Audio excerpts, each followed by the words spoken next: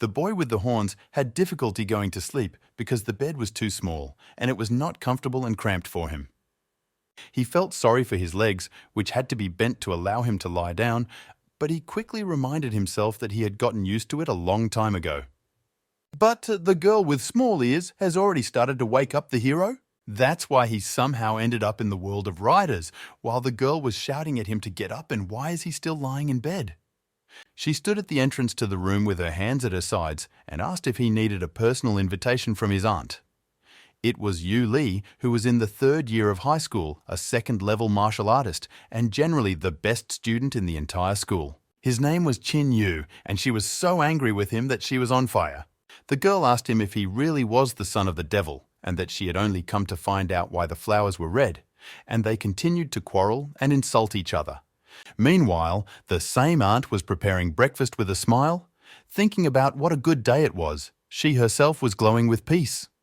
Her name was Yu Na, and she was 34 years old, a former imperial equestrian and an active knight of the Order of the Centurion and a level 4 fighter. When the three of them sat down at the table, the woman turned to Yu Li and said that she should be more gentle with the boy, since he considered her brother.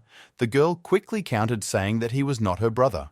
And after that, she shouted that he is their enemy. Qin Yu just ignored them and ate, sitting far away from them. The woman told the younger one not to say such a thing, but they closed the topic, switching to the topic of education.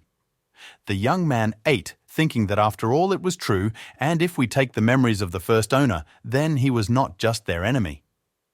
And he was the murderer of Yu Ni's husband, who was once a knight. 11 years ago, the Devil's Gate opened and the entire empire united to drive out all the demons.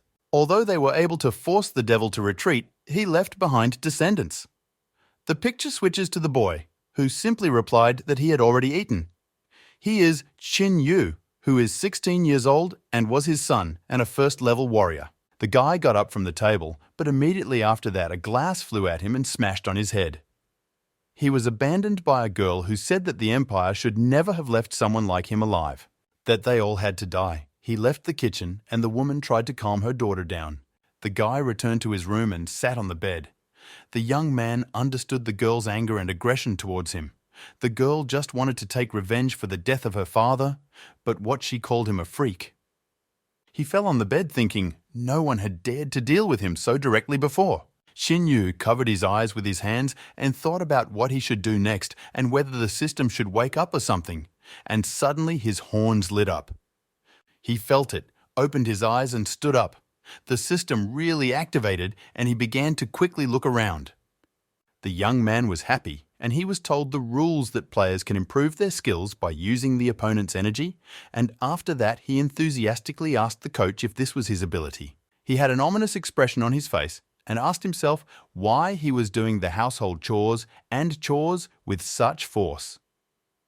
One of the reasons for his previous death was that he was beaten and hospitalized, where he had a fight with other patients and died of hypoxia.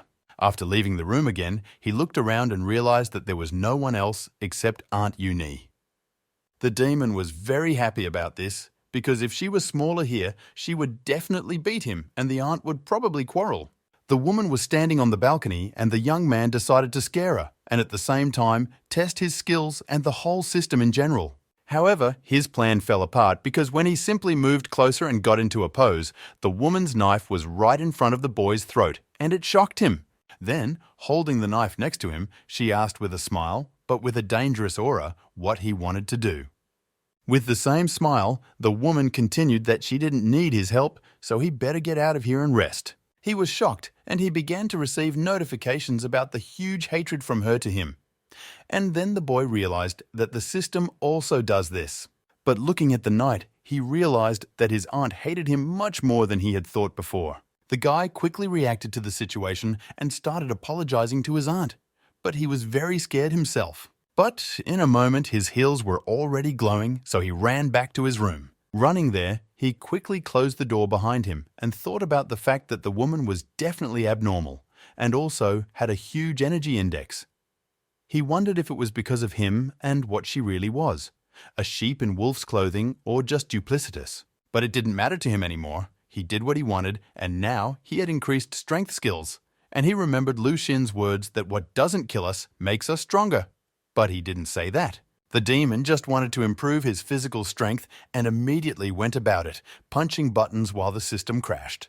After a certain time, an error began to appear and an inscription about the fact that the boy was calculated and the transition to the 23rd level cost 1,000 points. And he was not enough. Realizing that with each level the number of required points increases, he began to think how he could get more.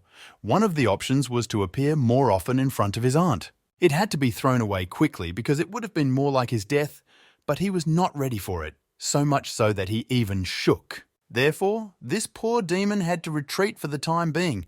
Later he decided to go to Yu Li to talk, but it turned out that the girl was changing her clothes at the time. She blushed and was not happy about such a visit.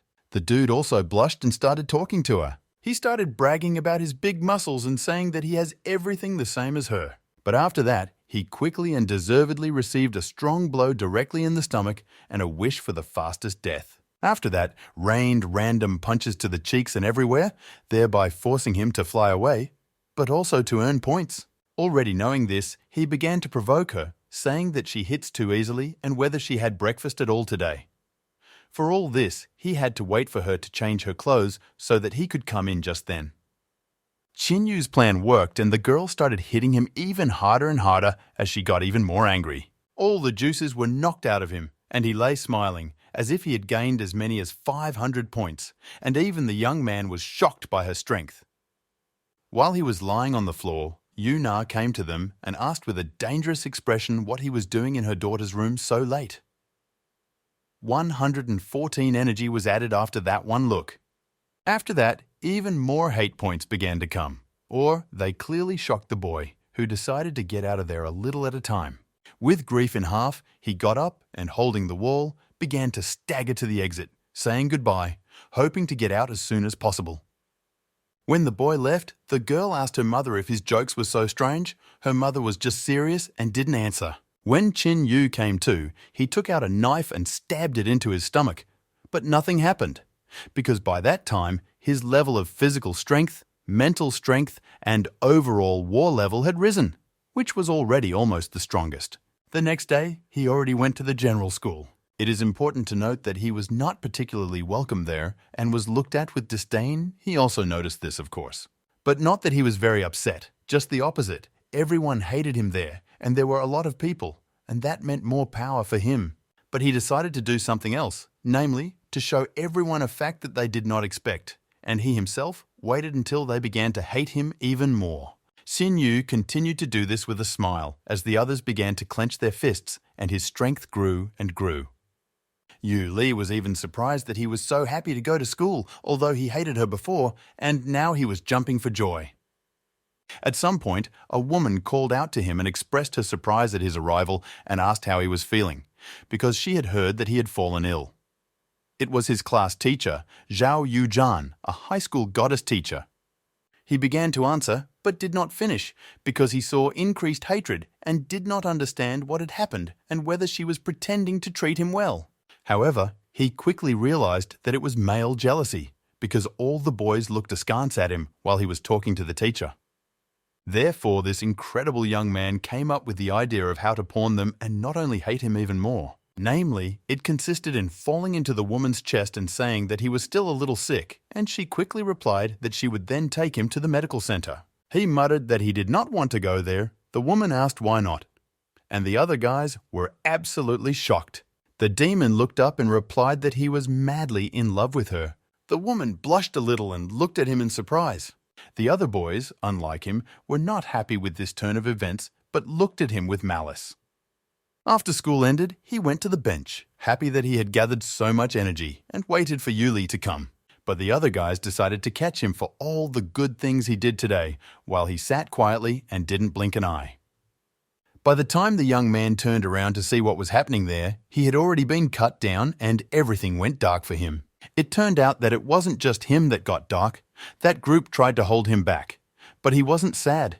He was glad to be able to practice his new skills on them. But this was the beginning of the fight of the century, which turned into a mess. But those who attacked him were already repulsed or flew away from him. He hit his nose with his knee, and in principle did not think much about where to hit, but they were already being watched. Namely, Yu Li, who came out of school and found such a picture. Seeing Qin Yu, who was in the bag, she ran to save him, saying that no one but her could beat him. The demon himself was surprised by her actions and desire to help him, but the girl herself received a slap in the face, which made her fly and kiss the ground. But the boy himself managed to get out and beat his attackers. Afterwards, he remembered the girl who was still walking away from the beating she had received after trying to help him. And he quickly realized that this is not good, because if his aunt finds out about it, it will be difficult for him. And in general, she can kill him. Therefore, the guy started panicking and shaking the girl, saying that she was swollen and that he would take revenge for her. She did not react much. He received 5% hostility, which was quite a small number, especially when compared to his classmates. That's why he was surprised, because he thought that the girl hated him more. Qin Yu let out a heavy breath and picked her up on his frame and carried her, wondering about her. The next few days were quite calm, but when Yu Na asked where the wounds came from, making the boy worry, Yu Li replied that it was due to training and her inattention. He worked hard to make himself hated even more by going after the teacher while the others looked on, harassed and interfered with others doing their business. He even managed to make the director mad that he got the ointment for hair loss in front of other colleagues. And in his free time, he arranged a run from his dear classmates, who chased him with weapons. They didn't like him so much. And one day when he came to the school, he found that there was no one there. Everyone was at the middle and high school competitions, and he was not aware of this act. However, he quickly heard a noise from another building and realized that everyone was there. But the guy was only in favor, so he headed there. When he got there, he realized that everyone was supporting Yu Li and saying that some Bai Xiao was a cover and did not understand why and what was happening. He didn't even have time to think normally when the girl already flew away from the ring. The demon got scared and started running to catch and save her while they were talking in the background. Running up to the injured girl, he supported her, but she could not even stand up. The demon cursed and picked up the white-haired boy who was fighting Yu Li. He looked at them haughtily and taunted the girl because he thought she was a weakling for the daughter of a centurion knight, and that he would now be a representative of the third year of the high school. And his name was Bai Xiao Yi, who was the successor, White Dog Company. On the other hand, Qin Yu did not understand how a strong person like Yu Li could be seriously injured by a 1-year-old and was angry about it. Even in the morning, when they were going to school, he noticed that she was not in her usual uniform and asked if it was supposed to be a special day. The clueless boy just started mocking her, saying that she just wore the costume to make noise at school. The girl looked incredible and ignored his words at first. Clenching one fist, Yu Li replied that it was none of his business, and in general he was the only one who did not know why. Thus she humiliated him a little. He was surprised, and she continued that she would find out later, and even today she has the opportunity to join the Knights. He thought about it, remembering that his aunt had set an age limit for her, but he did not understand why she decided to remove it. After that, there was the choice of a class representative. The teacher said something about friendship being the first and competition being the second, but few people listened to this. Nevertheless, they had no choice, so they agreed. And after that, they announced the start of the tournament of secondary schools of the Northern District. It was the final match for the title of class representative, and they began to introduce themselves. Yu Li said the successor of the head knight, a second-year high school student, and they began to cheer her on. Next, the boy who introduced himself was the successor of White Dog, and also a student of the second grade of the high school, and after that, they announced the start. The girl began to attack with a sword that glowed, and he defended himself with a shield. She continued to attack, and the boy began to panic and retreat. When Yu Li almost hit him, he began to activate a magical armor that instantly began to appear. After that, he began to believe in himself more, and the girl was already running to him. Bao Xiaoyi launched a counterattack and deflected it, glad that he had an opportunity to attack. He had new powers, and now he was the main attacker and ran at her. But she replied that he doesn't even have a chance to beat the future Knight of Speed. As it turned out, she noticed that the young man was cheating and attacked him with her signature blow. Namely, the blow of a horse knight, who was distinguished by tongues of flame. In the end, the girl delivered the winning blow, and the boy fell to the floor while she stood victoriously over him. Bao Xiao cleared his throat from the smoke and dust, and the girl smiled and said that the winner had already been chosen. He glared at her. The heroine was smiling and hid the sword, while the teacher began to announce her as the winner with joy. However, the angry boy got up and sharply attacked the girl from behind. The teacher gasped. Her opponent was smiling like a madman and saying that he had won. Back to the past. The teacher and Yu Na were sitting on the couch. The first lady was saying that she wanted to take Bai Xiaoyi out of the fight, but the school had already said that the competition would be after tomorrow. This didn't give her the chance to do so. She sadly continued, and the only option was to transfer Yu Li to another school as per her wish and apologized to the centurion. Just as Yu Li should have won, another woman interrupted her by smoking a cigarette and asking for something. And she reminded that such a title was forbidden to be called 5 years ago. The teacher was even scared. Yu Na returned to the main topic of her daughter and said that she must have done her best. But she answered seriously that it was all school, and in general, if it weren't for Yu Ni's regiment, which fought desperately 10 years ago, they wouldn't even have a peaceful sky above their heads. Although those days were long gone, Yu Li still remembered her mother's promise that if she became a class representative, the woman would do everything to make her a part of the order. And now she was crying with a broken leg in the hospital. Not the best situation that could happen. But due to the fact that the girl lost, her mother did not have to do anything now. Later, they both got up. Yu Na thanked the teacher for telling everything and said that it was quite late, and it was probably time to leave, and they said goodbye to the rest. Suddenly, a guy came up and offered to show the teacher off, thereby surprising her, but she agreed. But he wondered if this now meant that Bai Xiao would be the representative of the high school students. She sighed heavily, but answered that if no one beats him by tomorrow's dinner, then no. And later, I asked why he did this. He smiled and said that he was worrying for his classmates. He had completely different and more sinister thoughts, but continued that he hoped it would bring their classes together. The next day at school, Bai Xiao sat in class while the others looked at him and cheered, saying that they could admire him all they wanted. After the competition was over, all the universities would want him. The guy dreamed of being at the top and having everything he wanted, and he didn't care about others and didn't consider them competitors. Someone suddenly knocked on the classroom door and then actually came in. It was Qin Yu and asked if the successor was there. Everyone was surprised by this turn of events, especially the young man they were looking for. However, he quickly got up, knocked on the table, and thought that some loser had come to him and hated him a little. But Qin Yu confidently replied that he didn't care what he was called. Others were looking at him, judging who he was and where he was from. Then they started a verbal battle, and one of them started calling the other to a fight. Both of them were smiling, and the young man agreed, mocking the other that he had a low level. Bai Xiaoyi wanted to shake hands, but Qin Yu had a different opinion and grabbed the boy's head and slammed it on the desk and told him that he should bow to him. Then, with a malicious smile, he called him an obedient dog. His hatred for him increased sharply. When they were already in the ring, the teacher came running and didn't understand how Qin Yu could challenge from level 1 and 1 to level 2 and 7. She was worried that he might die.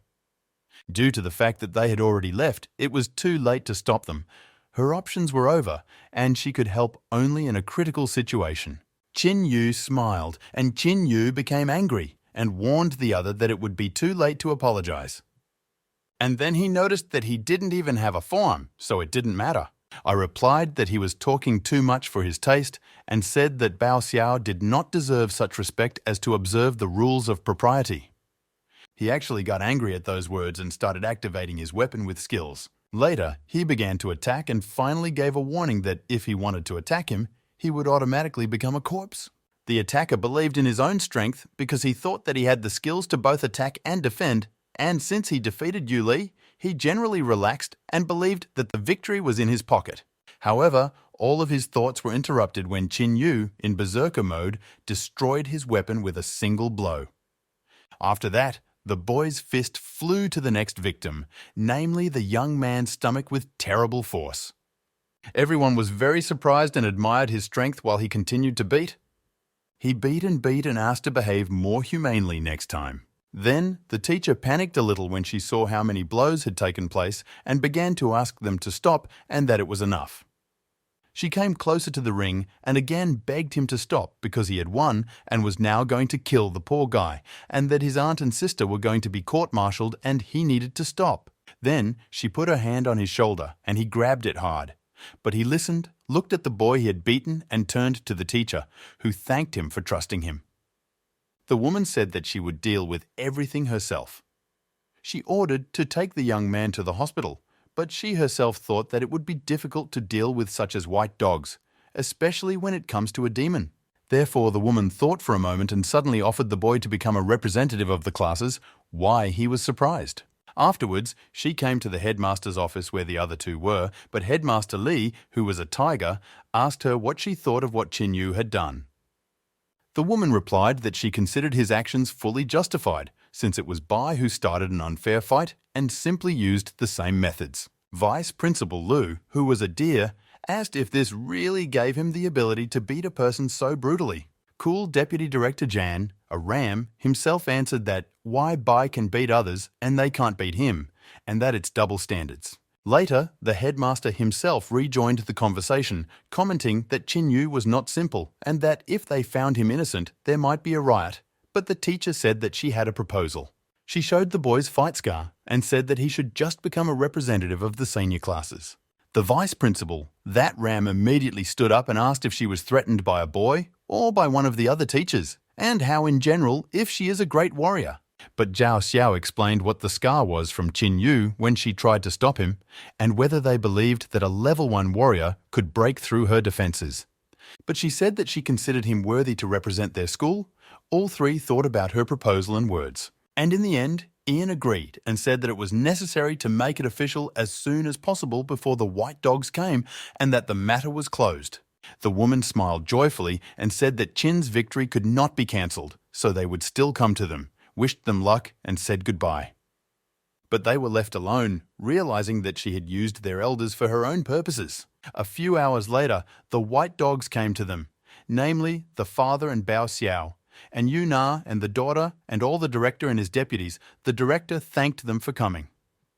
But after that he added that everyone probably already knows the reason for the meeting, so you can get right down to business. Yu Li laughed happily as she looked at the boy in front of her and later asked if that was how Qin Yu beat him. He started cursing.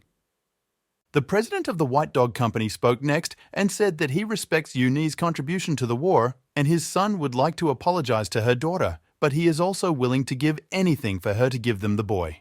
The woman objected and replied that she needed him herself. Suddenly the mood darkened and the man reminded her that he respects her only because of the exploits she's done.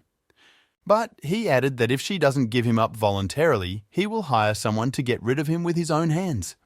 And it went down in history that how it happened that last time only she survived and her clan became incredibly respected. Here, Yu Li was already angry and asked what he was allowing himself. And her fist flew into the air and flew to the old man's face and told him to shut up. However, the woman skillfully stopped her daughter and instead asked if she could consider this a threat to a member of the family of representatives of the knightly order. Here the director and her friends panicked. The representative of the firm began to make excuses that Qin Yu was a demon and not a part of her family, and it didn't count at all.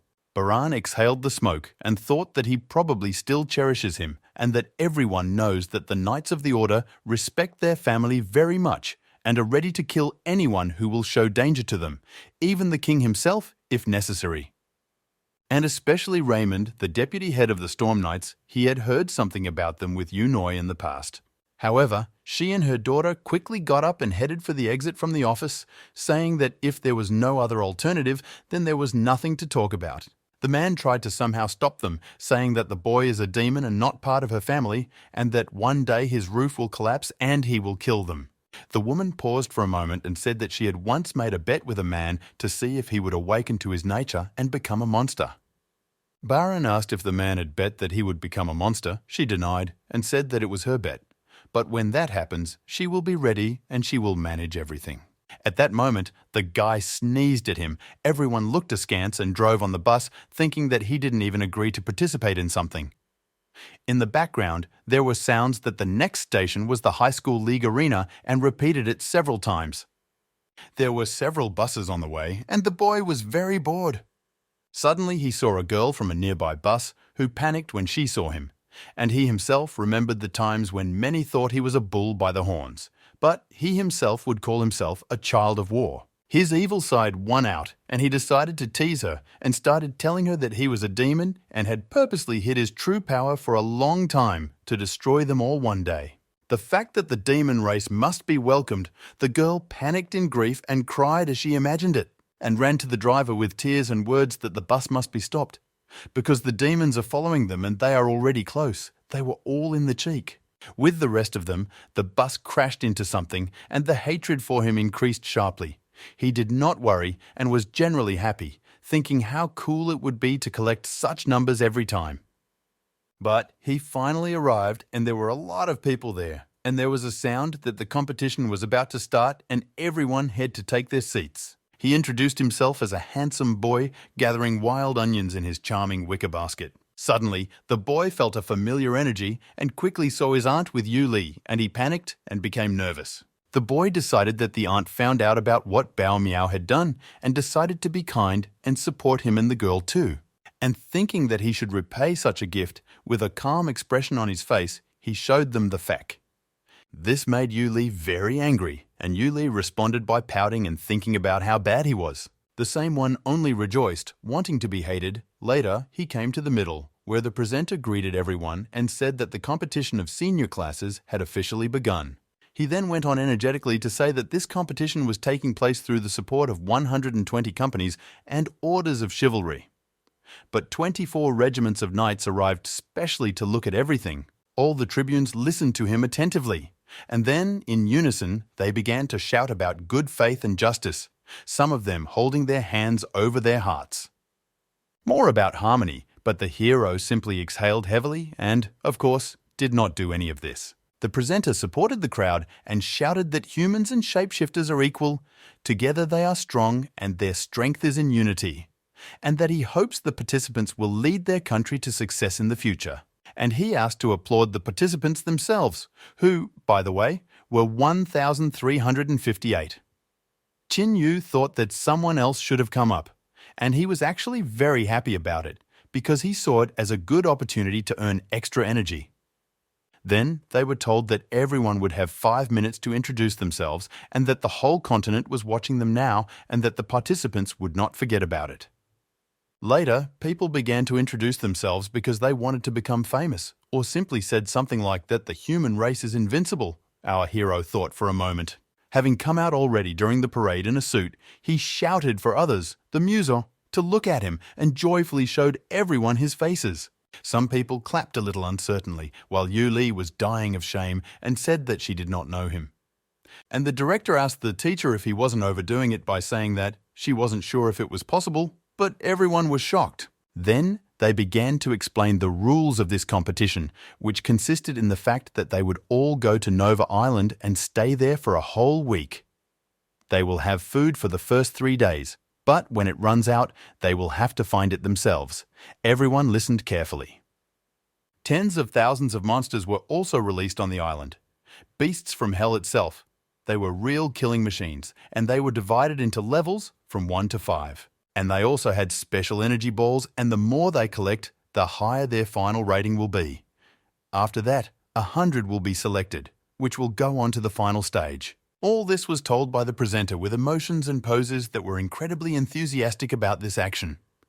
Then there was a story about the same energy balls, which were one of the special inventions of their scientists, and they, in addition to showing the participants in real time, could save their lives at a critical moment. The girl looked at that ball on her hand, while they said in the background that those who use it will automatically fly away, and their belts show their physical data for a certain moment.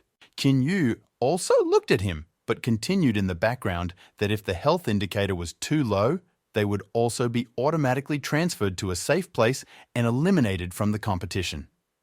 He then asked everyone to prepare for departure. The other man began to activate a special time-turning back technique, and everyone watched in fascination. They all ended up on the plane. Even Qin Yu found the technique quite interesting. However, another problem appeared quite quickly, namely that others began to understand that he was a demon and began to attack him, and this was not the best situation. Aunt and Yu Li were also watching this. The friend asked if there was any chance that the boy could get a good position, but the woman quickly expressed her opinion that she didn't think it was possible. The younger one began to ask why her mother thinks so, because he is not even her equal. Her mother explained that he may be strong. But anyway, their region has been fighting demons for a long time, for thousands of years. Ta asked if Yu Li really thought that the other members would let him win. The girl pouted, thinking that Qin Yu was not like all the other demons and was different from them. Finally, she wished him luck, while everyone attacked him in a row and shouted that he must be killed and sacrificed. And the young man tried to escape, saying that he was not a demon and to be left behind. But they did not listen to him and continued to beat him like a punching bag, saying that he should be killed first and hit him in the head. But he quickly took matters into his own hands and grabbed the person who had hit him in the face, saying that he had run into him himself. This was the beginning of the great and first massacre in this competition. He muttered something else, but the hero explained that it was not personal and not only for him, but for everyone, and began to put the parachute on his shoulders. After his words, everyone was furious with him, and his energy increased significantly. The demon jumped out of the air and someone else followed him, but he quickly started calling for help. But fortunately for him, the bullet worked, which carried him, and such a wise person who jumped without a parachute was not the only one. But of course, they were all excluded from the competition. And with Qin Yu, everything opened up and was fine. Other viewers were shocked by what was happening and wondered if it was even possible and why he behaved like that. Yu Li was happy that everything worked out for him, but many were not as happy about it. For example, the director was very nervous and did not believe what he was seeing, and the girl even felt sorry for him. However, the topic quickly changed when they began to say that the boy was finished because a ghost bull of the 3rd level came out on him, which made the girl very scared. The bull was already chasing him, but the boy was busy thinking about where the resources should be, namely 27 kilometers away. But later, with a serious look, he thought that all roads lead to Rome and he needed to go further. The girl was furious, wanting him to be more careful. He found a way with the rest and then scratched his head, feeling sorry for the insects and wondering why there were so many of them. The demon won the skirmish, thinking how convenient it was that they had come to him themselves and that it was a great game. The directors were shocked by what they saw, not remembering that the young man was so strong. The headmaster of the boys' school then started asking the others for their ideas. One of the variations was that he was raised by Yu Na, who is like a heroine of a night order anyway, and thinking that they should have checked him out first. The teacher was also asked in which course at their school they teach how to deal with such monsters. She answered that there is none, which made him think even more about how he learned it then. Qin Yu took it and started eating the ball of energy from the monster, and everyone was shocked, not understanding why he was doing this and wondering if he even remembered the rules. The guy had a great time. He forgot the rules a little, but he didn't take the meat because he didn't know how to cook, so it wouldn't be much use. When he had eaten joyfully and remembered the points and gathered to collect them, then he collected points and energy by doing various things. For example, taking her cubs from a bear, and then she chased after him. The boy continued to stir the animals, then even the eagle making an omelette while his head was pecked by others. People watching were angry and did not understand what was wrong with him, because it looked like he did not care about his own life at all and that it was already too much. At last, he had a crocodile on his head and a snake coiled around him, and suddenly he noticed the dog's ears and remembered with delight that he had never had a dog before. So he jumped to them and pulled them, but he was a little shocked when instead of a dog, he saw a girl with dog ears who started screaming. At her cry, her sisters began to converge, taking care of their 5th sister, namely the 2nd sister Yo-Yo, the 3rd sister Chi-Chi, and the 4th sister Lan-Lan. The guy didn't expect this, and they all started attacking to protect his sister, and he started to make excuses, saying that he didn't want to do that and it was all a misunderstanding. The 5th dog, which he actually pulled by the ears, was called Coco, and she continued to cry. The 4th sister said that he is not so bad anymore and fights like that normally. The 3rd Kiki simply wished him a quick death. The other said that they understood everything, but that it was a misunderstanding. The boy shouted, asking why they beat him like that, and if it wasn't for his friend the crocodile, then he would have bled to death because he is a human being. But they are really dogs. He became, and he was discussed and talked about that they saw him and did not know what to do with him, and they were interested to see him in reality. One of them started to address him, but the demon quickly interrupted her by asking if anyone here knew how to cook and was holding a crocodile and a snake in his hands. Most of them answered that they could, and Lan Dan was a little unsure, and the fifth was happy to cook. They started cooking and looked so professional that he thought he was watching a cooking show. And when he opened the lid, he would see food made of gold, so they tried. With the rest, he was served this masterpiece, which did not look very good, although they cooked everything correctly. He did not understand what went wrong. Even the crocodile from which it was prepared hated him more than before. They started asking him why he wasn't eating. Realizing that it was suicide, he wasn't going to eat and offered them to try it first. For some reason, they refused, saying that the guests are the first. Then, a battle began over who should eat. Qin Yu said that since there are many dogs, they should eat. They tried to deny that it was all just for him. He came closer and gave it to them under different options. For example, that they were older, or something else. When suddenly a scream was heard, someone ran and shouted for him to let the sisters go. Everyone turned around. A sword flew near him and a bowl of soup fell. Well, he already understood that it was another sister of all those. She started running at him and quickly attacked him, and he quickly realized that it was the same girl from the bus. Qin Yu quickly grabbed the fifth sister and covered her, knowing that she would not let her get hurt. The younger sister cried. The other sister hated him and called him the devil, thereby giving him more energy. The girl began to ask him to put her down. He threw her to the sisters, who caught her and began to ask if everything was okay with her. Then he began to walk on thin ice, saying that their ears are pricked and that means they are not dachshunds. The eldest pointed the sword again in his direction, that he himself was a dachshund and she would not allow them to be mocked like that. But already in a heated mood, she took out the same weapon on fire, warning that she would tear off his horns. He raised his hands, denying that it was unfair and they wanted to poison him in general while she was gone. She didn't care about it. The elder said that they all needed to group up and the other sisters quickly ran to her. The hero was not happy, comparing the situation to gang fights and that he is the main character here, and here it is. But he quickly got out of the situation by pulling out a tree with a root from the ground and swinging it. Most of the girls flew away from the blow. The older one realized that none of the sisters could do it except her, because he had too much strength, so she had to do everything herself and began to sharpen the wood. The boy compared her to a plane. The young man attacked and the girl squirmed, but as a result, her spear got stuck in a tree, so the boy started mocking her. And in the end, he threw that tree right along with her, wishing all the best. However, the girl did not plan to give up and used her new technique, a ground strike, for which the young man was a little unprepared.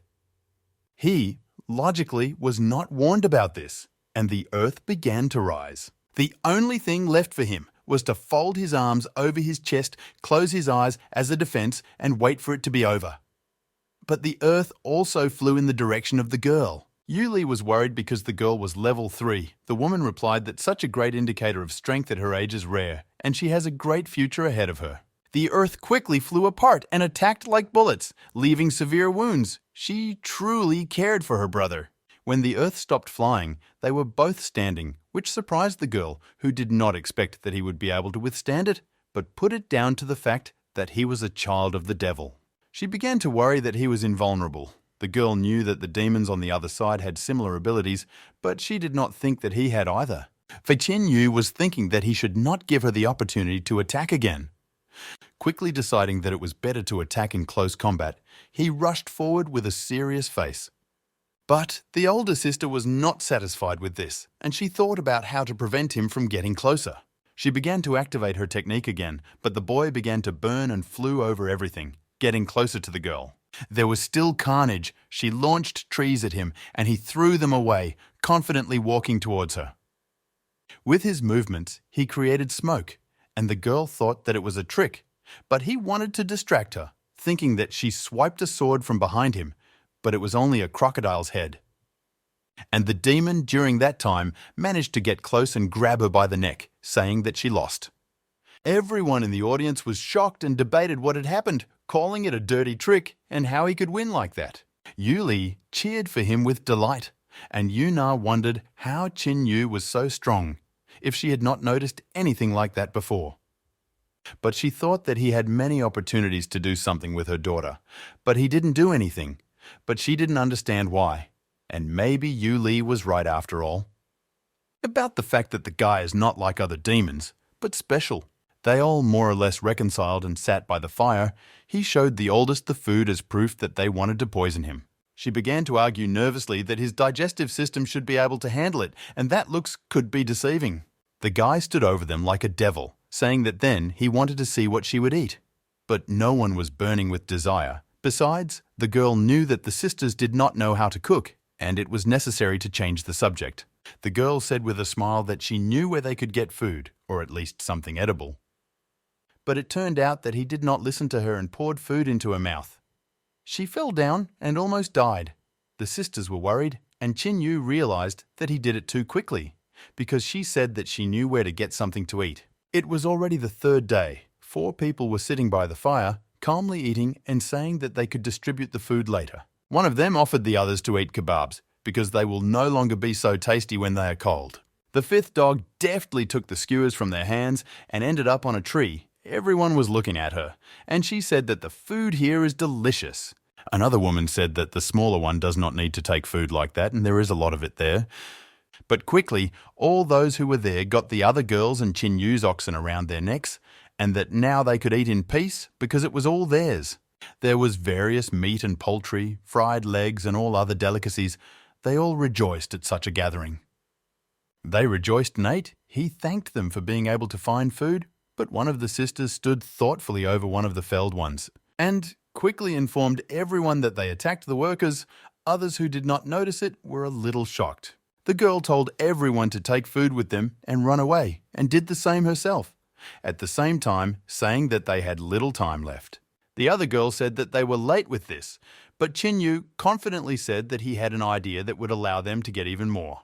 Other workers were already heading there, and one of them asked if there was any point in going there, if they said that after the first day they would not distribute food.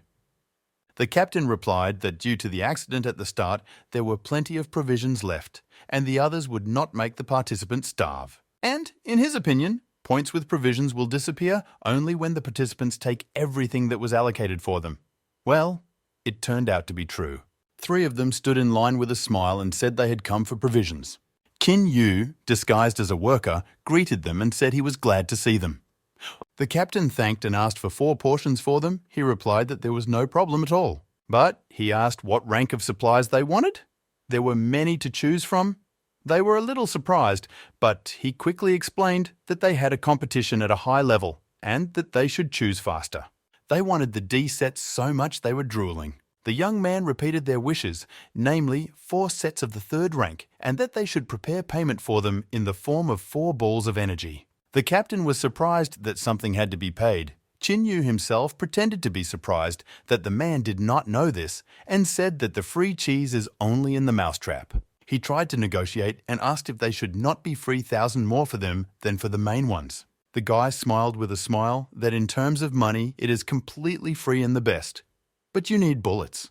The workers started getting excited that 4 balls were all they had collected in the last few days. The sisters who were hiding, 2 of whom were in suits, wondered if he would be able to turn it around and if they would exchange bullets for resources. They had no choice but to trust him. The demon stood there with a rather serious expression, but in his mind he was screaming for them to agree as soon as possible. He turned around and said that he didn't think there would be any so quickly, unfortunately. They began to question him, but he denied everything and said that he had not said anything at all. But the captain did not stop and further asked to tell about everything that was happening and that they were ready to pay him for information. He grabbed his head and said that he would tell it like that, because he is not a tyrant. I asked him not to tell anyone, and began the story with the question of whether they know why resources are divided into ranks. They shook their heads in ignorance, so the demon continued that it was because it was a hidden bonus item, and those who spent the money to buy it would get double the reward after the game ended. The sisters ate the watermelon and were happy that it was so fancy. They joyfully and enthusiastically asked if it was true. He confirmed and said that he told them for good face and no one else should know. They did not understand who he was, but in a moment they all saw other people running for supplies. those who were quickly rejoiced and paid for sets of the third rank. The girls were admiring how he really managed to sell them and that his brain was clearly in place. On the other hand, the director and supervisors were asked what kind of demon it was and how he was able to deceive their employees, and that it was they who were to blame for the fact that he had tied them up and were generally accused of being against the rules. The director replied that this could be considered cheating, but in fact it was just an exchange of resources. Zam added that they should be glad that someone thought of such a thing at all. They grumbled about something else, about what to do with them as students, but the Ram interrupted them and started shouting that, why are these fights, and if the rules were violated, they would have said about it 100 times already, and since the organizers are silent, it means everything is fine. Other spectators were depressed and did not understand why no one could stop him and that he had already fed up with them. Qin Yu, on the other hand, threw bullets into his bag and gave out supplies, rejoicing that he had already collected a lot of them. But suddenly someone shouted that they had been tricked and that the guy was not from the staff at all. Everyone instantly froze. It was one of those whom they tied up at the beginning, who then shouted that they just wanted to get free bullets, and they were tied up for their own benefit. They all got angry, and while they were angry, the guy took his hands and ran away, and they started chasing him. Running away, he checked his energy balance and said with a smile that it was definitely not in vain. One of the sisters asked how many balls he collected. He replied that what difference does it make and does it matter? She smiled and said that it was true, and any number would do.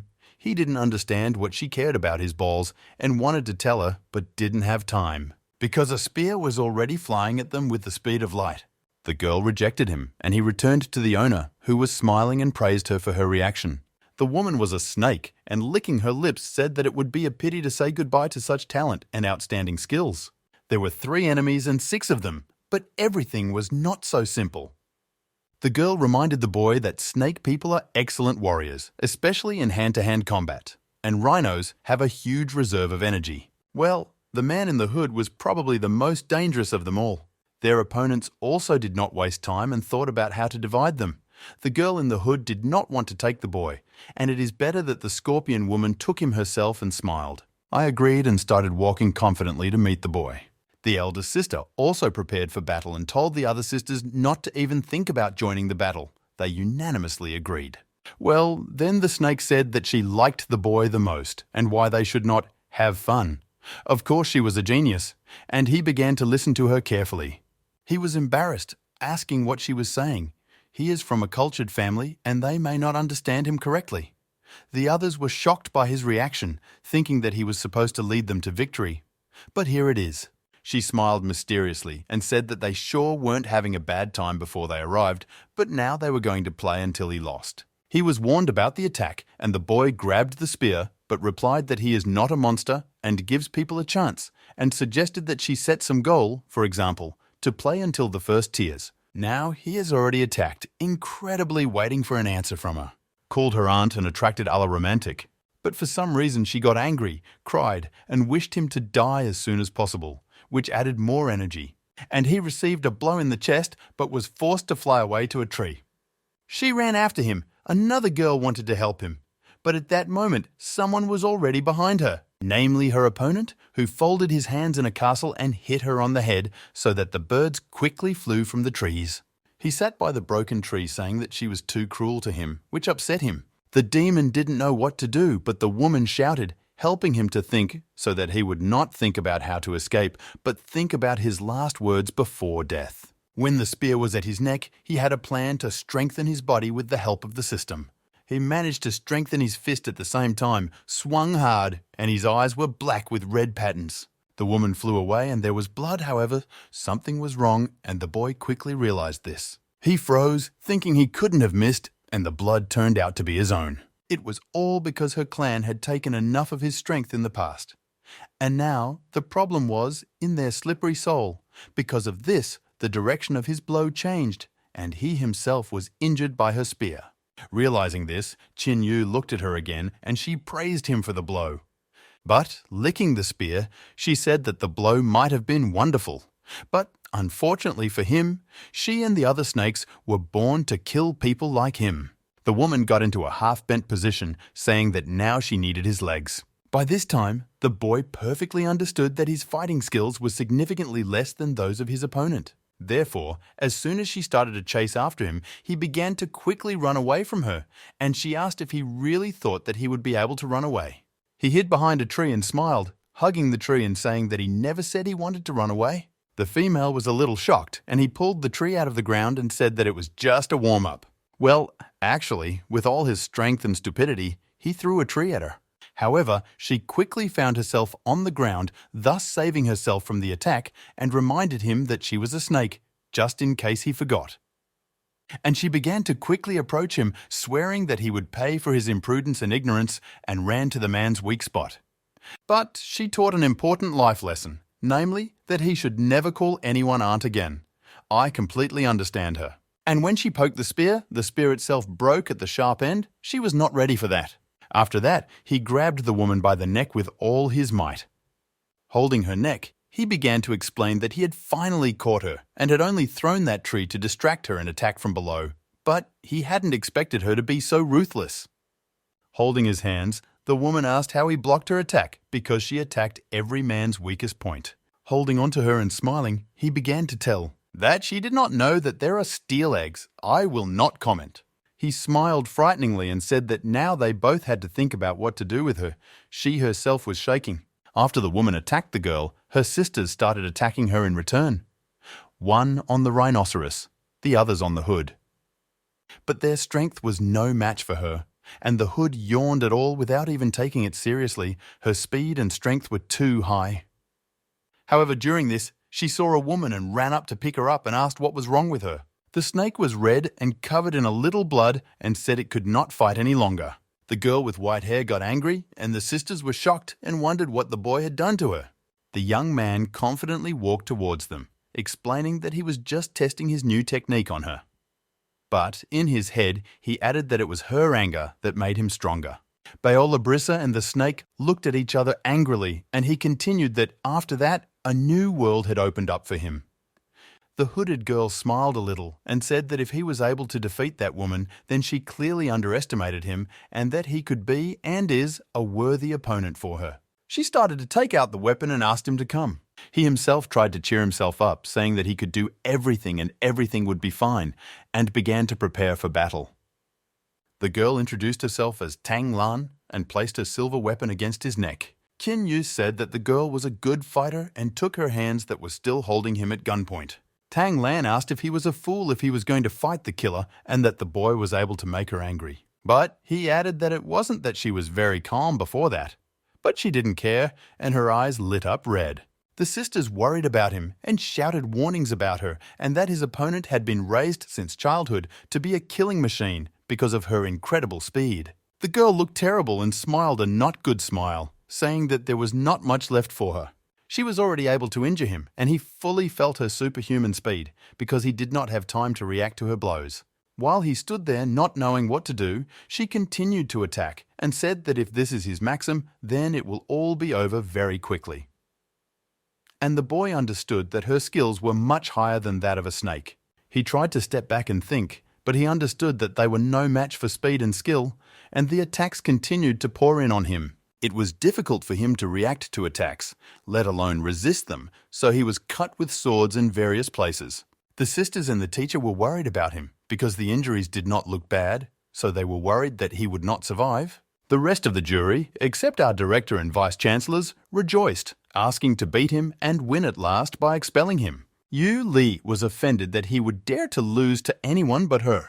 Yuna patted her head and said that everything is not so bad and she should look at his face. But she looked, and her mother continued that he should definitely have a plan for this situation by now. Well, he had an idea. Since he didn't have the skills to kill or anything, there was only one way out for him not to die. With a serious expression, he began to shout that she was old and did not even touch him normally, so she could not even call herself a warrior. It was necessary to force her to kill him as soon as possible. People were shocked, and he continued to shout for her to stop hiding and for them to finally start fighting, and that her blows were nothing, and she would at least try to give a massage. What he was saying was to give her service 5 stars and come next time while she continued to cut him. The boy continued to provoke her, that she was not a killing machine, and smiled. The aunt and Yu Oi looked at it, and the friend asked if it was necessary to make a coffin for him already. And if you order it, you will have to take it to order. Yu Na looked at the screen with a serious expression, wondering what he was up to and why. He waited for an increase in energy, but it increased very little, not enough to be able to do anything to her. The worst thing for him was that the girl did not respond to his provocations, and if this continued, he would quickly get exhausted, almost to death. And another problem was that killers like her had no restraint in their actions, and that didn't suit him very well. But he had no other choice, so he had to continue hoping that she would still lose control, and only then he would be able to turn his defeat into a victory, and not that it would be so easy. But in the end, out of the corner of his eye, the boy was finally able to see the same chance for his salvation and victory over Tang Lan. Although she didn't stop attacking, he could see that she had slowed down a bit, both of them looking at each other with serious expressions like adults. So, in one moment, he caught fire and quickly increased the quality of the body from 35 to 45, and for this, the poor man had to use all his energy. Having done this, he quickly and efficiently delivered a wonderful and decisive blow in this battle, charging right into the face of the girl, who did not expect this and therefore did not have time to react. Her last hope was to protect herself with her own weapon, but the young man's fist broke her and still hit her in the face. As a result, tears and blood flew from her. Such a combo, but it could have ended even worse. Tan Lan started to fly away due to his punch, but he grabbed her arm and threw her even harder into the air while she tried to control herself and not follow his provocations and show her weakness to others and him. She thought that she had to endure this and that it all happened because the girl was too focused on her desire to kill him, forgetting about her own prudence. But with the rest, this understanding did not save her, since she still ended up sprawled on the ground without strength in the blood. However, this was not the end of her suffering either, as Qin Yu caught up with her and wanted to attack with the most terrifying attack yet unknown, namely the forward elbow jump attack. But unfortunately or fortunately, he was prevented from fulfilling it by being thrown into the open air to fly. Arriving, he saw a female rhinoceros who asked how he dared to harm her younger sister and that now they would find out how many lives he had, and pushed the tree away from her. And she began to approach, preparing to attack. You could see the spirit of a rhinoceros in her, but Tan Lan asked her not to do this because it is too dangerous. However, the woman did not listen to her anymore and flew at the boy, who had already managed to stand on his two legs and was looking down in a slightly incomprehensible pose that showed readiness. With a big fist, the woman wanted to hit him in the cheek, but the young man managed to react and at the last moment turned his head a little, defending himself. With this, he greatly surprised the rhinoceros, who even admired his ability a little, and he himself felt quite proud. Nevertheless, after such a small pause, she became more serious again and said that they are warriors who never give up, and she was glowing with strength. All the sisters worried and supported him, watching from afar, for some reason not wanting to help him, but as if they were watching a show. But the rhinoceros began to slap him kindly, not sparingly bruising his face, telling him what kind of sister he was and not to relax. However, Qin Yu quickly learned to deflect her blows and taunted her, saying that she should have listened to her own sister.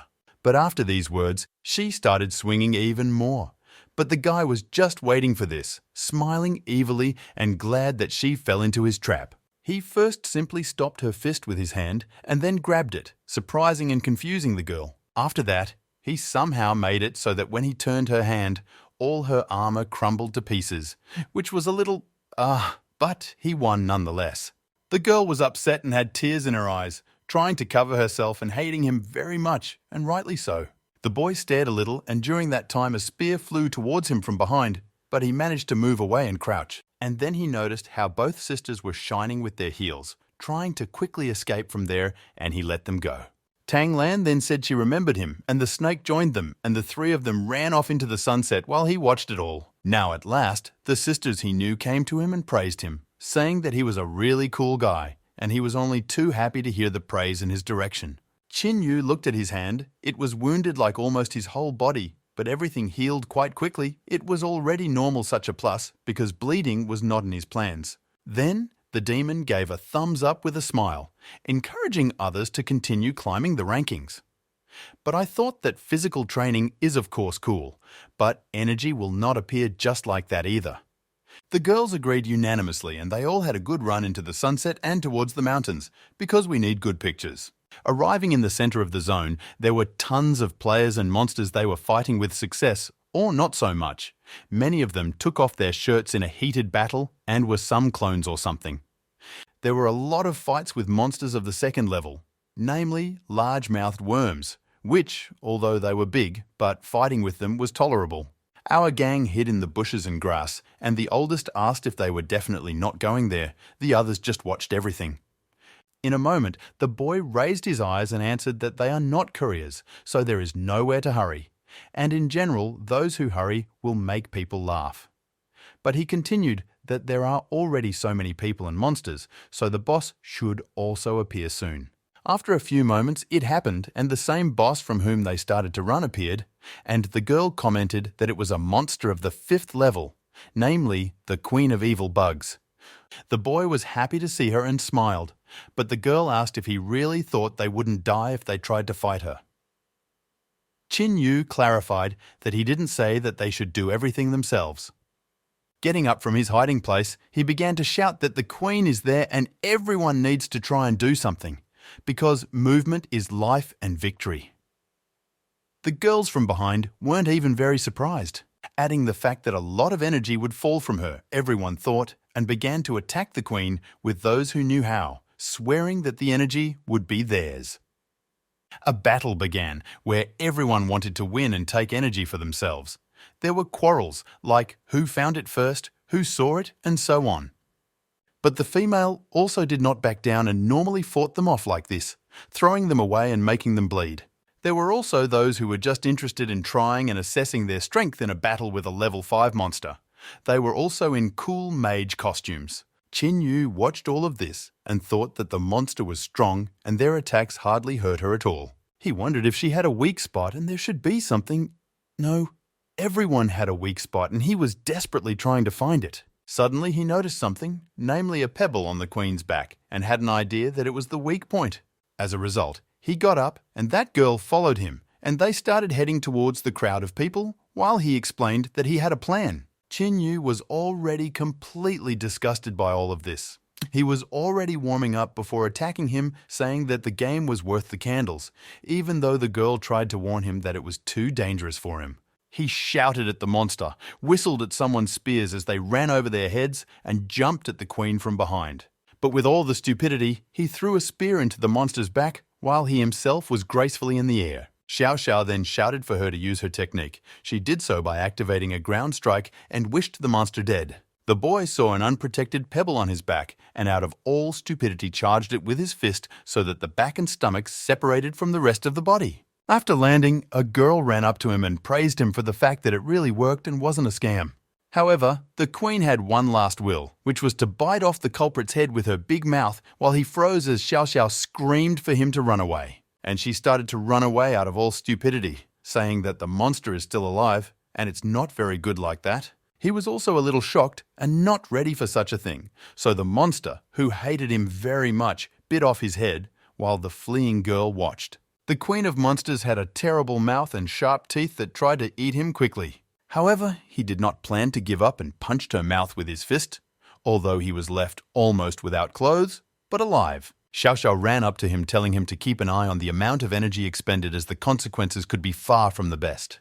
However, running up, she could no longer find out his answer, because the boy had fainted stupidly from everything and exaggeration of energy, which is quite understandable even though he was a Superman, but not so much. Qin Yu fell on top of her while she fumed and asked what was wrong with him and why he was scaring her. No wonder, not a very pleasant situation really. My beloved Vice Ram started screaming and banging on the table that medics were needed in the arena. The teacher sitting next to him supported him. Yu Li was completely out. Her mother took it more calmly and just sat there with a serious face. But despite this, he was still congratulated by the system for obtaining a rank 5 demon soul and also received demonic armor and self-healing and wound healing in gift. After some time, the boy woke up in the hospital covered in plaster and bandages and screaming. but not from pain, more from surprise. Noticing that her patient had woken up, the nurse began to wonder if everything was okay with him, as far as it was possible, and that she would go to call the doctor. The girl ran to the exit of the ward while he looked at his bandaged hand and understood that everything that happened was true. Qin Yu checked his profile on the system, which had written about his body levels, self-healing, and the points he had accumulated. But the boy was incredibly glad that he had some ability and was not a rag. He sat down in the butterfly pose and thought about why he couldn't wake up earlier, and that maybe he needed to make someone angry in order to heal. But who? In a moment, the young man decided that he was thinking too much and wanted to test his new skill and set about it.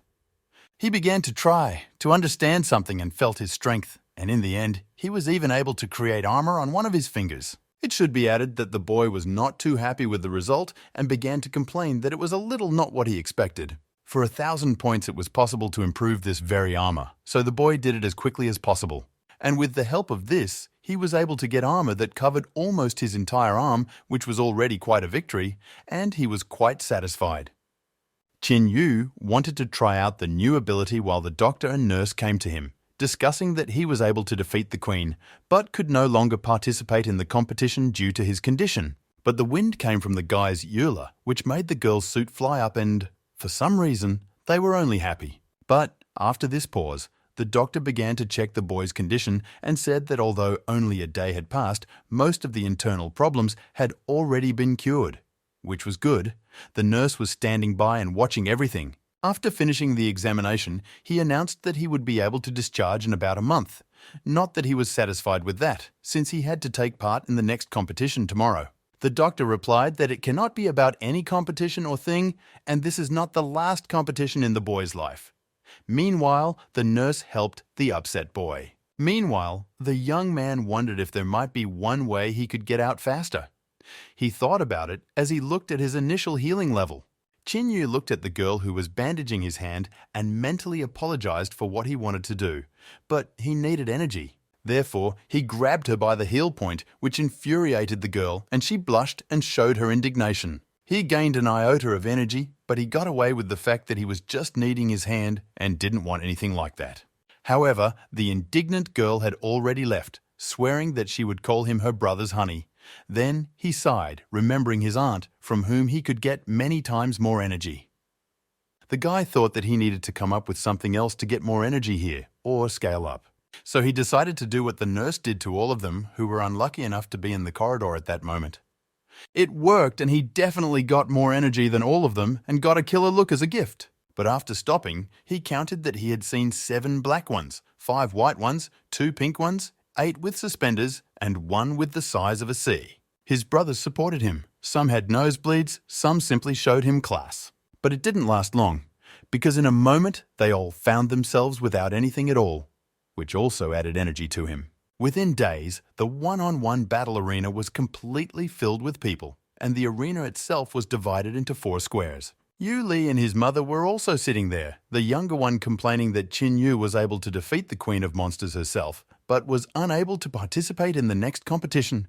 She thought about Qin Yu from School 3, and Lu Jenkin and the other were summoned to the arena, but when she heard the boy's name, she quickly turned to her mother and asked if she had also heard it, and began to ask if he was not seriously injured, and how he ended up here in the first place. The aunt remained silent. But with a grin, Qin Yu entered the arena, covered in bandages and a hospital gown, but most importantly, confidence, and he definitely had it. Seeing him, Yu Li was even more surprised that it was him and asked how stupid he was in the first place. So there were 2 boys and a judge. In the arena, Qin Yu was blooming and happy, and the other was in a suit as it should be.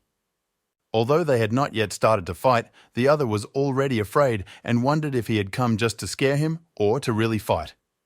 Qin Yu happily walked over while the other began to take out his weapon, thinking about what he was thinking of doing.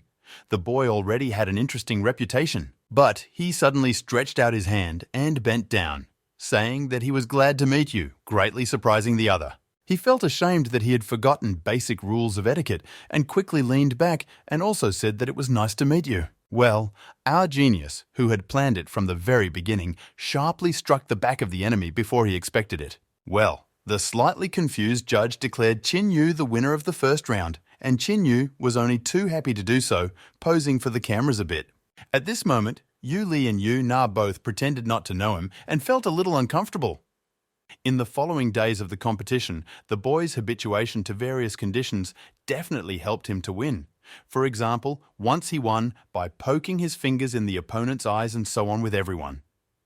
Another time hit the testicles of a guy with a smile. He was a master of strange victories and was not against using different methods. There was also a crushing blow to the arse and such. But one day, he was paired with the same hooded girl. She said she was glad to meet again, and this time she would beat him for sure. Throwing aside her cape, she said that she would not let him use any of his techniques, and she herself was fully armored, well, almost, with wings and swords, scaring the boy for a moment. That's why he also started twisting his hands, inventing a pose and called it Wing Chun Qin Wen. It was supposed to be an incredible battle between Qin Yu and Tan Lian. Both looked ready for him. The girl asked where his weapon was, but he proudly put his hand to his chest and answered that he himself is a weapon. But she said that he was stupid. The guy replied that he was from a poor family, had no money, could not afford such luxury. Tan Lian hid her hands behind her back, bent down a little, and said that she would not fight him when he was like this, even without a weapon. Then she noticed that her breasts were not covered as usual, and the host also remembered for sure what happened to her sister and ran closer. As a result, the girl remembered it herself, blushed, and said that she had nothing under her belt and was ready to accept defeat.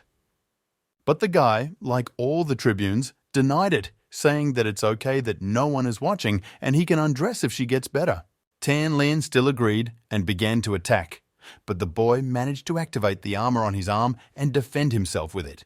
She attacked incredibly quickly, and he barely managed to repel her attacks, and not very much, since the armor was only on one arm. Qin Yu protected himself with his hands and thought that if they had met earlier, he would definitely be lying dead by now. She was also surprised because she thought that wearing armor, she would be able to easily deal with him and did not expect that he would be able to withstand all this. Nevertheless, she quickly gathered her spirit and with new strength prepared for the attack and thought about the fact that she could not destroy the honor of her family. Therefore, she got into a preparatory pose and began to activate all the skills she could. Electric praying mantis, which were raised to the 3rd level. Now the boy's situation worsened because the attacks were still exploding and his defense was not very reliable. She quickly came faster and swung at him with her swords, driving him into a kind of trap. He panicked, thinking that he couldn't stop her, and one more attack, and he would be left without arms. His last hope was some trick and the fact that she already thinks she won. So he decided to take a chance. In principle, it was like that, and the girl understood that he would not be able to hold out for long and that the victory was already in her hands. But he didn't have much time because Tan Lian quickly managed to stick her swords into him, which went completely through him, and he started coughing up blood. Although she was sweating, she smiled and said that she had already defeated him. Now the girl was sure of it. However, this was the plan with the swords in it. He smiled and said that the victory was still his. But with all his strength, he struck the girl, who froze for a moment from the cheek that he could do anything at all. Having broken the floor with it, he thought about the fact that the girl was strong, talented, stubborn, but had caused him too many problems until now. With his blow, he completely shattered all her armor. There was barely anything left on it, and her strength was definitely at the 3rd level. But despite this, he was able to defeat her, although he coughed up blood as a result, and began to draw swords from himself, not to repeat this at home, as he wanted. Having done this, he began to heal, when suddenly the older dog sister flew to him. He was a little surprised at such a neighborhood. Qin Yu joked, but counted in his head that she had 32 fractures and wondered who could do this to her considering that she had a lot of strength. She could still speak and warned him of the danger and that her opponent possessed cosmic martial arts. Qin Yu was a little surprised, remembering that this martial art was considered the most difficult to learn in Western culture. Her opponent, Wang Jie, was recognized as the winner, and he jumped towards them, while Qin Yu, holding the girl, jumped away. However, unlike that boy, they did not land very gently and generally lay on the ground. He started to get up and asked if he even knew the rules of behavior here and gave him a murderous look. He smiled and replied that everyone needed to calm down and he just came to meet and greet and extended his hand. He was a third-level fighter. Qin Yu still had a crush on this guy. He wasn't a bit happy about it, but he still smiled, saying that it was just a greeting once again. But Wang Zhe turned and left to say goodbye, saying that at their next meeting they would meet again and then they would settle all their questions. Qin Yu came enraged and glared murderously at that man's back while the medics were already running towards them. He understood that he came for him, and the girl suffered for nothing. Later, he quickly became himself and said that he appreciated everything that she had done for him. She replied on the stretcher that she was not yet dead for such a farewell. Just then, the presenter started saying that now they will find out the names of those who made it to the top 6, and now the death games will begin, after which they will find out this year's winner. But the players could immediately see their opponent, and strangely enough, he had Wan Zhe. But he thought that he should prepare for the next battle. Later that day, when they were supposed to fight, Wan Zhe waited for Qin Yu, who was late to show up. In the stands sat the mini support teams of Yu Li, Yu Na, Xiao Xiao, and the teacher, who just saw that he had arrived.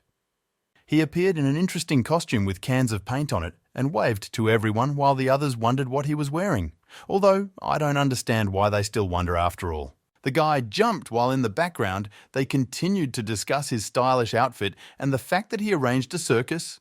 But, as usual, he basically didn't care. After entering the arena, his opponent began to mock him and ask if he was ready to finally accept his defeat.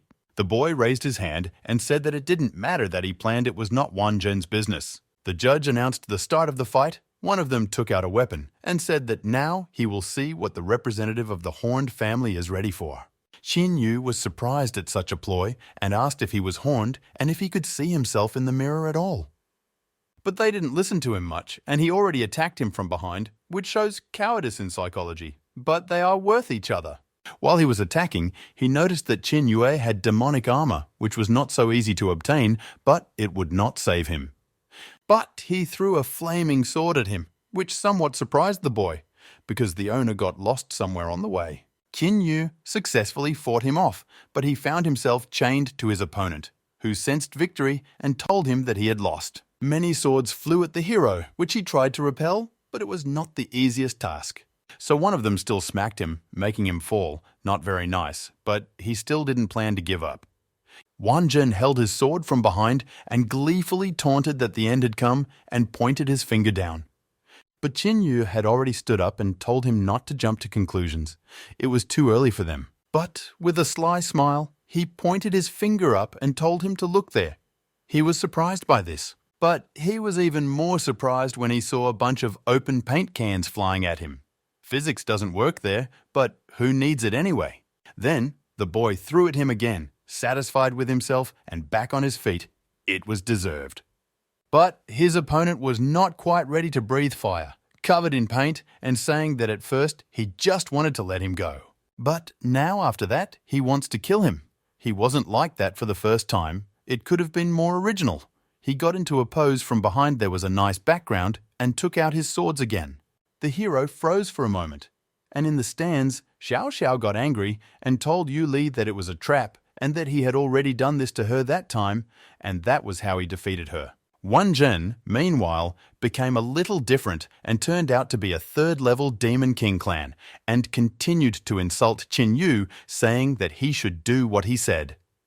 The demon said something else about the fact that the boy would pay, but he didn't finish because he got punched in the face from that guy, quite deservedly among other things. Then, twisting his hand, he asked if it was that type of horse or something, and he was not very happy. The demon had already started going crazy with red eyes and shouting that Qin Yu would die because he would kill him, repeating it several times. Meanwhile, the teacher and Yu Na discussed what was wrong with Wan Zhen and what kind of powers he had, where he came from, and how he was much stronger than their boyfriend. Meanwhile, he was seriously attacked like this, and especially in the back to the point of blood while he tried to be on guard. He tried to hide from the attacks and somehow withstand them while he attacked him, and whether Qin Yu thinks he is special because he is not. But the hero was able to move into an attacking position himself, and asked if he was also from the royal clan. He confirmed it. Wan Zhen also added successfully and with a smile that he was not just a member, but an executioner of the royal clan, which definitely surprised the young man. Qin Yu was able to restrain the sword from being directed towards him, causing his opponent to be surprised and ask who he was anyway, since demons do not have such a strong defense. But he was able to thrust the sword into the demon, and in his style added that it was his father. I think no one was surprised. But he breathed his last, saying that the royal executioner had also been found, and that even Voldemort, he would have won. However, the demon continued to think that he could defeat everyone with his own strength, and especially Qin Yu.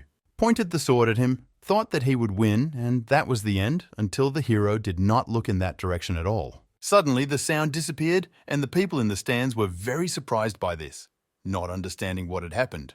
But a storm appeared in the arena, and when Yu Li saw it, she was scared for Qin Yu. It was kind of her. However, Qin Yu was just fine, and he was able to make the demon shrink by striking a weak point and cutting off one of its horns.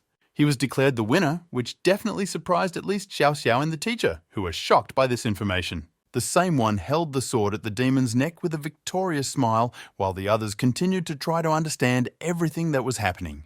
Going back in time when he was being attacked, he was able to stop the sword with his hand and the one that was unarmored. The demon was taken aback, and meanwhile, Qin Yu was able to attack it in the same place and smash it somewhat. He quickly shrunk and asked how the boy knew exactly where he was while he was now standing with the demon sword. Now Qin Yu was in charge of the attacks, so they switched places. An interesting dynamic emerges. Having cut off his horn, he began to mock that such an important royal executioner was now without one horn. Wan Zhen panicked because horns were the pride of their clan. And here it was, he looked at his horn in his hand in panic. He became enraged and screamed with all his hatred for the boy who was able to defeat him. Now we return to the present, and another person came to them in the arena, namely a girl. The head of the Sheep Knights Achelia and a warrior of the 8th level. She headed towards them and told Qin Yu to leave and that they would take care of it themselves. He answered that it was easy and held the sword with a big, broad smile. Some kind of tumult started again, which pushed the boy away, and it definitely got dark around. The demon and not only was surprised by where the light disappeared and who was able to turn it off, but others must have thought that there were not enough people in the arena and there were more guests, namely some hairy demon with huge horns and weapons. The female caught Qin Yu and shouted that it was her father and ran towards him with the shocked boy in her arms. She called him a little dumb, and as it turned out, her name was Fu Tao. But the woman suddenly threw him into a free flight, which surprised him a little, and shouted that although she did not tell them to retreat. Now, she was up against both of them.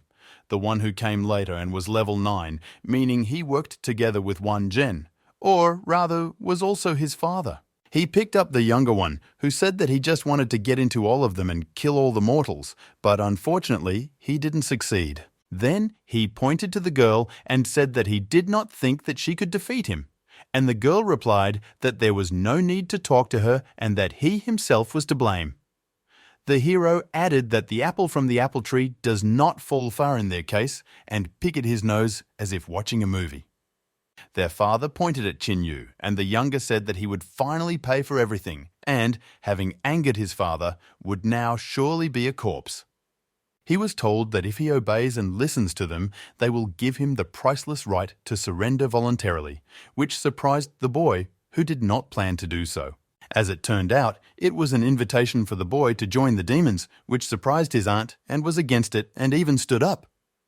His previous son was also not very happy with his father's appreciation of Qin Yu and was angry because he didn't even approve of him, and here it is. Now the girl spoke and asked if the boy planned to answer because he was invited here, to which he replied that he did not agree to this and would not go anywhere. He was not interested. The girl was happy with such an answer and began to attack the demon, saying that people consider him too ugly and that he should go back to his world and stop bothering everyone else. However, the girl's strength was clearly inferior to the demon's, and she was forced to jump back to the boy, who looked at her skeptically. The demon held his son in his hands and the sword on his shoulder and began to walk into the fire, saying that whoever will regret it. And while they were walking, his son was showing him faces, which did not surprise the boy because he was ready for this and his negative energy clearly increased, which was a plus. But he compared the boy's hatred to his daughter's hatred of him. Well, as a result, The two demons disappeared, leaving both of them in the arena and a bunch of people from the stands who were watching and were in shock and with different emotions on their faces. The daughter and mother who watched it discussed that although he is the most polite child, they should treat him better when they all return home. And the mother was especially surprised because demons can actually change. But the boy finally approached the judge and asked why he had not been declared the winner yet and why he was not fulfilling his duties. And the girl replied that now it is necessary to think not about that, but about the fact that if a demon of the 9th level was able to get into the arena, then this place was no longer safe, and it was necessary to flee from there and hid her swords back. The guy was not happy about such an outcome. That's why he was surprised and grimaced, not understanding why to do it. He sat in the protected car and thought about the fact that maybe they just didn't want to imagine that the demon had won and decided to stop the competition. While he was thinking about holding his chin, Xiao Xiao came up to him from behind and said that they had always been like that. He asked if they were leaving, and they replied that a car was already waiting for them, but Xiao Xiao insisted that they should thank him before leaving. And actually, they thanked him for what he did for them, and that they don't even know where they would be if it weren't for him. He smiled and said that they need to stop talking as if they want to sell him something, and they don't need to thank him so much. The girl thought for a moment and suddenly jumped up and hugged the boy, blushing a little. The girl did not feel comfortable going to her bus and said that they would meet again someday. Now, he stood uncomfortably watching the bus leave and thought about the fact that he had just caught her. But as a result, he also had to go by bus and thought about what the demon told him that he would still regret his choice and thought about what it could mean and whether he was preparing some kind of trap for him. Just thinking about it, their whole bus shook and he looked out the window and saw a bunch of demonic creatures that were on fire and were definitely from hell and thought that this was their last trump card. The security guards quickly ran to the bus driver, whose name was Jax, and told him to send the children to the nearest shelter as soon as possible. The driver smiled and said that he was ready for it, and the others were told to go and prepare for battle because it was not clear how quickly the army could arrive and they needed to hold out until then. He was clearly skilled, so he drove the bus in a zigzag pattern so that the creatures would run to him as long as possible and get lost, or he could not drive it at all. Their bus got to safety pretty quickly, and they were all told to calm down and not panic. The guards exhaled easily, and the students just looked and were quite calm, and in principle did not really panic. It could have been worse. They were all taken out of the bus, and one man began to say that the 4 guards should stand by the door, because it was not clear how long they would be able to hold out, and if they were to be attacked, it would not be long. Suddenly, some of the guards were stopped by Qin Yu and said that we could talk about this later, and he needed to settle one matter with the driver. He wanted to pass, but they didn't let him in and said that all issues would be resolved when they resolved the main problem. That is, the subject of the creatures that attacked them. He was not happy about the refusal. They asked him to step aside and wanted to push him away, but the one with his arms spread wide did not move, and the others were surprised that he was so strong and steadfast. Qin Yu pushed the guard's hand away and said that he had a rather important matter that was much more important than their other problem. The boy finally approached the driver and punched him hard in the stomach until he bled and asked why the teacher hated him so much. The teacher asked what he meant, but the boy replied that he did not understand why the person he was seeing for the first time showed such hatred towards him. The guard sprung into action and warned the boy to immediately let go of the driver or else they would start shooting at him. However, the driver began to quickly transform into a huge monster, and the guards realized that it was all a mirage, and Qin Yu was actually right. All the guards stood in shock while Qin Yu struck the monster, and everyone was surprised because the mirage was able to look so much like a person and did not understand at what point the driver became this mirage. The guard thanked the boy, and he replied that it was not necessary and smiled without taking the armor from his hand. But in one moment, he cut off the heads of not one person who was there, but several. After that, they became mirage monsters for a moment. He was a hero until they hollowed him out. And who else is protecting who here? He was thanked again and asked how he found out. He just smiled lightly and finally took the armor from his hand. He put on the mask of a hero and said that it was obvious. Although, in his mind, he understood that it was only because of the system that showed incredible hatred for him. But meanwhile, now he was admired and said that the generation has a good future. Someone shouted and the boy and the bodyguard quickly reacted, while Qin Yu said that the driver originally wanted to bring them here, so there must have been some kind of trap. And the truth is that when they ran to where there was a cry, they saw a huge dragon of the kingdom of the dead, whose name was a kid, but nevertheless, this kid had already killed several people. Even the boy was not ready to see the dragon and was very surprised and just froze for a moment looking at the dragon, which, seeing him, released a man from its mouth. He began to quickly attack the boy with fire, and he barely managed to deflect and not get burned. But the power of the dragon could even break the wall, thus surprising and scaring the boy. At the same time, the guard shouted to him to be careful, because the dragon was right in front of him. Up close, the dragon was even bigger than from afar. The boy called him a machina, but after that the dragon began to hate him even more, and the boy began to make excuses and say that he was not a machina and ran away. Qin began to run away quickly and jumped away with a smile, putting the dragon into a stupor. And since the dragon could not stop himself from the speed with which he ran, he slammed into the wall with a thud. The boy landed gracefully, and everyone else praised him and thanked him for saving him. The monster then began to hate the boy even more, but at the same time he was afraid and wondered how the child was able to defeat him. The guy commented that the others should blow the trumpets because he was already going after the dragon's soul, and the dragon was almost crying from defeat and shame.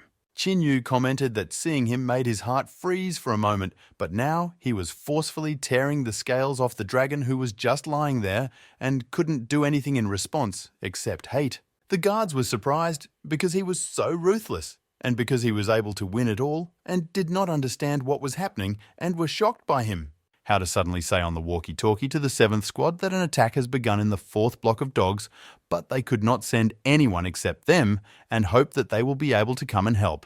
The guy stopped and remembered that there are probably sisters living in that city whom he actually knows and quickly approached the walkie-talkie, asking if it was a police walkie-talkie and eagerly waiting for an answer. He was told that help is needed in the city of dogs. Qin Yu quickly picked up something and ran away from this fool to save the sisters.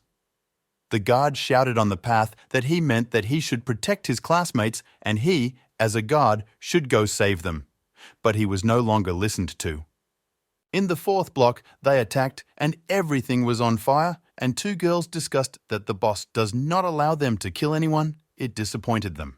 But she asked what they were doing here in general. The other answered that she had heard that it was because they had one of them that they needed negotiations. Already the 2nd girl asked who exactly was the hostage and whether it wasn't the guy who can improve and control the skills of other demons, but the other answered that they can't discuss it on the street. So they changed the topic to the fact that the days were very long for the girl and she would like to eat some orcs when suddenly Qin Yu fell to her. He fell so that the woman almost fell, but he managed to pick her up and asked if she was okay and blushed. That girl also liked him, but the other quickly stopped her and asked what unit he was from and how he got here in the first place. He quickly thought of something to say and said that he was from the Demon King and asked what was happening here and that His Majesty had sent him here and showed him the scales. The girl was happy and said that the main thing is that everyone is for themselves, that everything was fine with him, and the green hair was already wondering why he gave her a snake scale, which was also covered in blood. So they went together in that direction, and the girl said that he could call her sister. He scratched his head and said that she was cute, and the green hair was left behind and told them to wait for her. They were walking, and the boy was already ready to save the dog sisters. Meanwhile, all of them were in a cage somewhere in a garage, calming each other down. He approached their grill and asked if they were here. The girl was happy, but quickly noticed the kisses on his face and shook. In a moment, the girl pulled herself together and asked the boy if he was sometimes with these devils. At that moment, one of the demons appeared near them and asked if the boy had finally found his girlfriend. He threw her a side-eye. The girl was not very happy that he called her his girlfriend and got angry, panicked, was not happy, and asked what he was ordering there. However, the boy sharply grabbed her mouth and said that he was not the one who came to help them and looked sinister at the same time. After his words, the devil quickly came to him, who said that they are not of his level and that they are bitches in general and can go further and trust only each other. Xiao became almost sick, and the younger one started shouting that who did she call here, and she was answered that she was right in fact. Also, while the guy was holding her mouth, he handed her something and she took it in her hands and wondered if he really came here just for them. It was an earpiece in which they talked about the parties, where and who was going. They said that the 3rd and 4th squads were on the left side and the 5th and 6th from the main entrance, the others behind the speaker. However, the speaker quickly realized that someone was eavesdropping on him and began to demand an explanation. Xiaosha gleefully replied that they were the school team and repeated once more to be heard and said that Qin Yu had secretly brought the earpiece to them, hiding his true identity. The guy walked along with the demons and reached the demon, a warrior of the 6th level who wanted to make a special team in order to return him there to them, and he himself was in the hiding place in the same place. It's funny. Qin Yu thought about this proposal because he understood that he didn't have to do it. But if he did it and then showed that they all didn't understand who he really was, he would earn a huge amount of energy.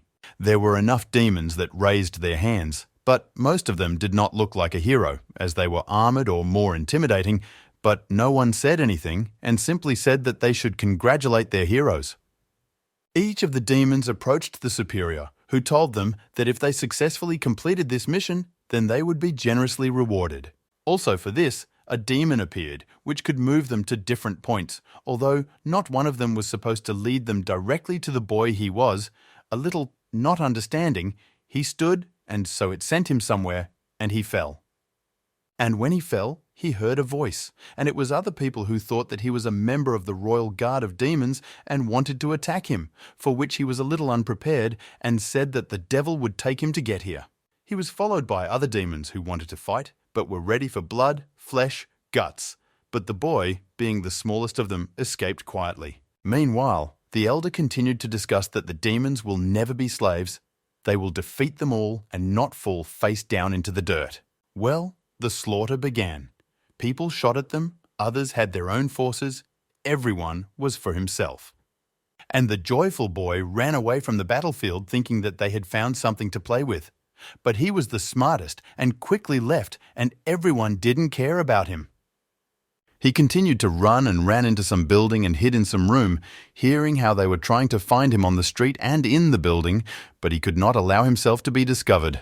And because the room was empty, there was no one who could help him, unfortunately. But suddenly, only he thought that he himself saw a devil who was tied to something and could not move. He quickly said hello, said that there is no need to panic, he won't do anything to her, and is already planning to leave. The girl was still not satisfied and tried to say something, but could not because of the gag. He came closer and asked if she wanted to say something to him. And what exactly? Qin Yu said that if she wanted to say something, it didn't matter to him, as he prefers silence, and smiled. And while he was having fun there, he heard a voice behind the door, which told them to check how their hostage was, and it was not in his favor. He began to look for a place to hide, but there was nothing suitable in that room. The guards quickly came in and saw that the girl was still there and were glad that at least something was all right. One of them suggested that it would probably be nice to have someone watching her, but on the other hand, everything was pretty reliable, so it was possible not to bother so much. Unlike them, the knights have much more respect, so they would not do it for sure. The guy introduced himself as Spider-Man and hung on the ceiling, thinking that he better not get into it because he won't make points and his aunt might accidentally kill him, while the guards continued to discuss that some kind of case was being conducted and that it wouldn't be a good idea to ask for help there. He could no longer hang on the ceiling for a long time, so he wanted them to leave as soon as possible, in principle, and start going to the exit, talking about finances, politics, and other topics that older people discuss on holidays. And not only. But since they went out for too long, the boy could not hold back a little and fell from the ceiling to the floor. Falling down with a crash, one of them told the other to go and check that room again.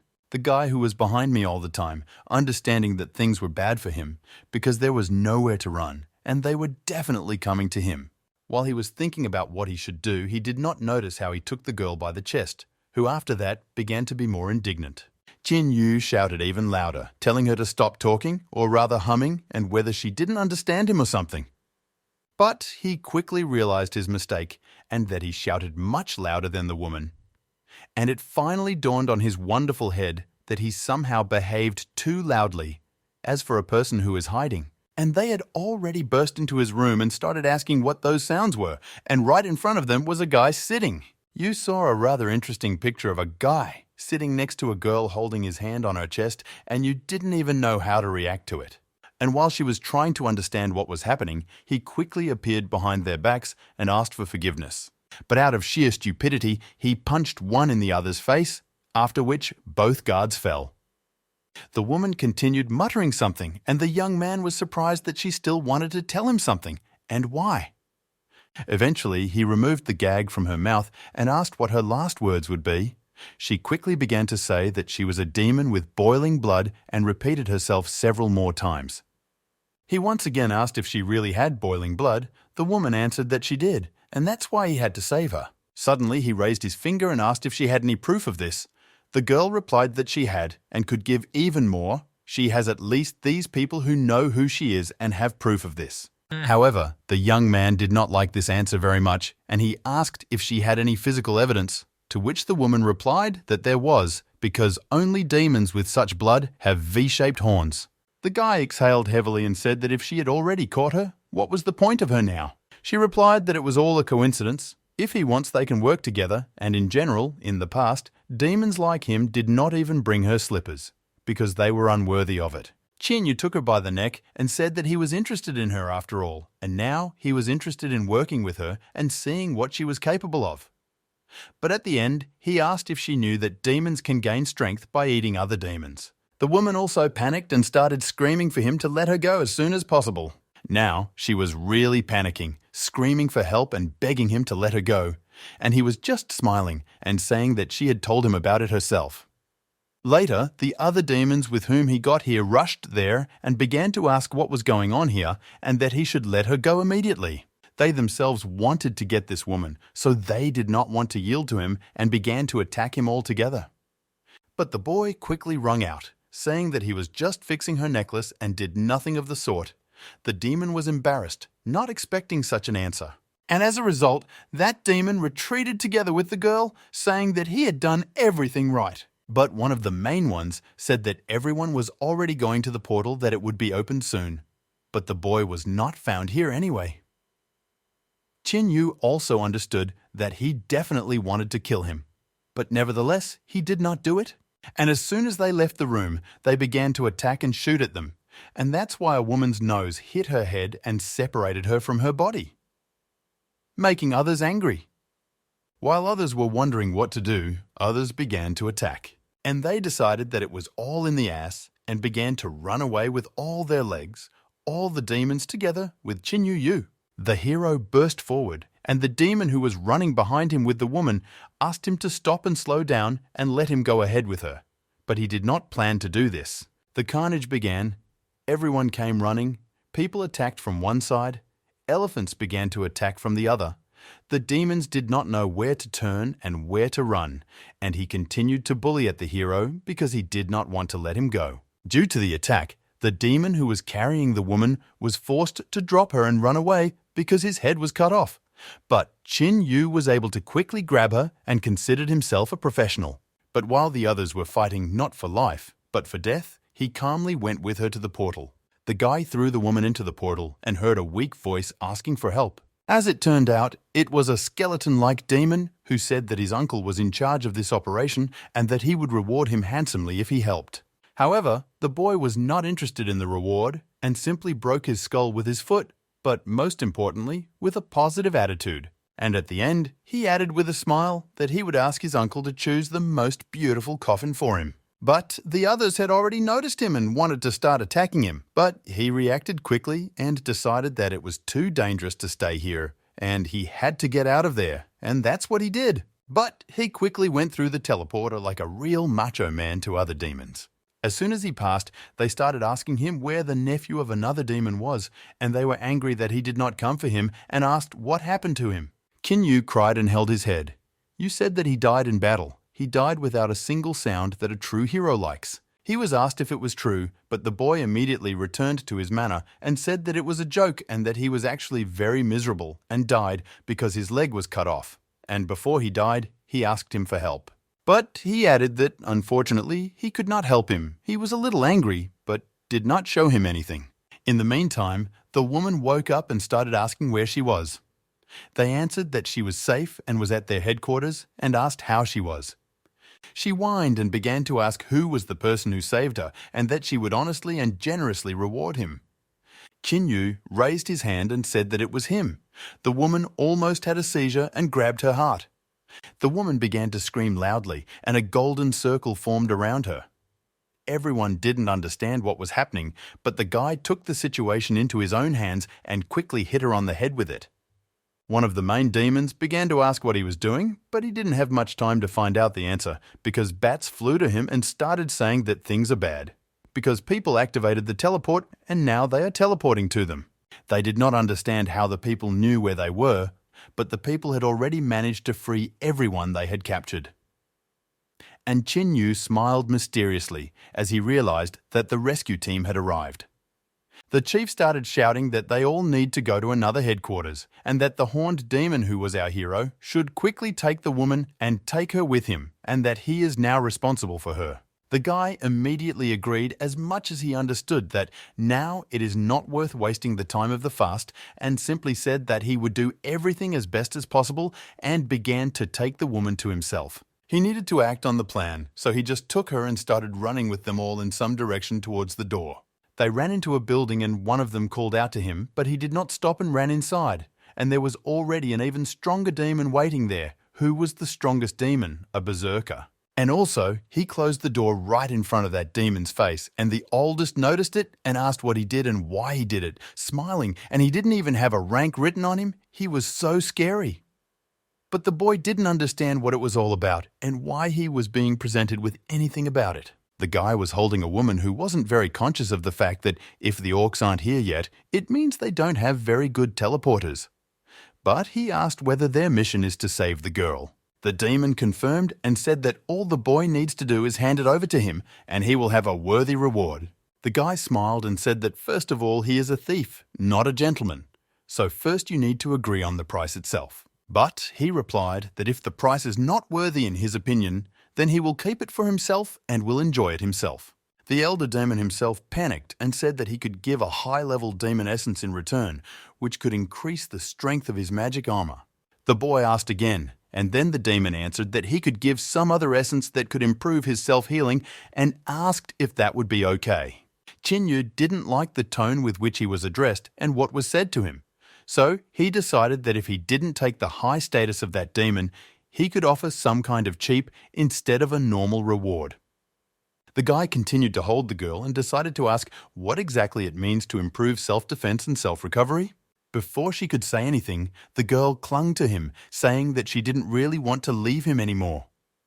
The elder had a nosebleed, and the boy said that he had already made a decision. But before she could say something, the girl stuck to him while talking, that she didn't really want to leave him anymore. The girl continued to hug him, and the demon asked what the boy had chosen, and he said that he wanted him to give him everything in exchange for the girl. He put the sword to the girl's neck and said that he had a few minutes to think and decide what was most important to him.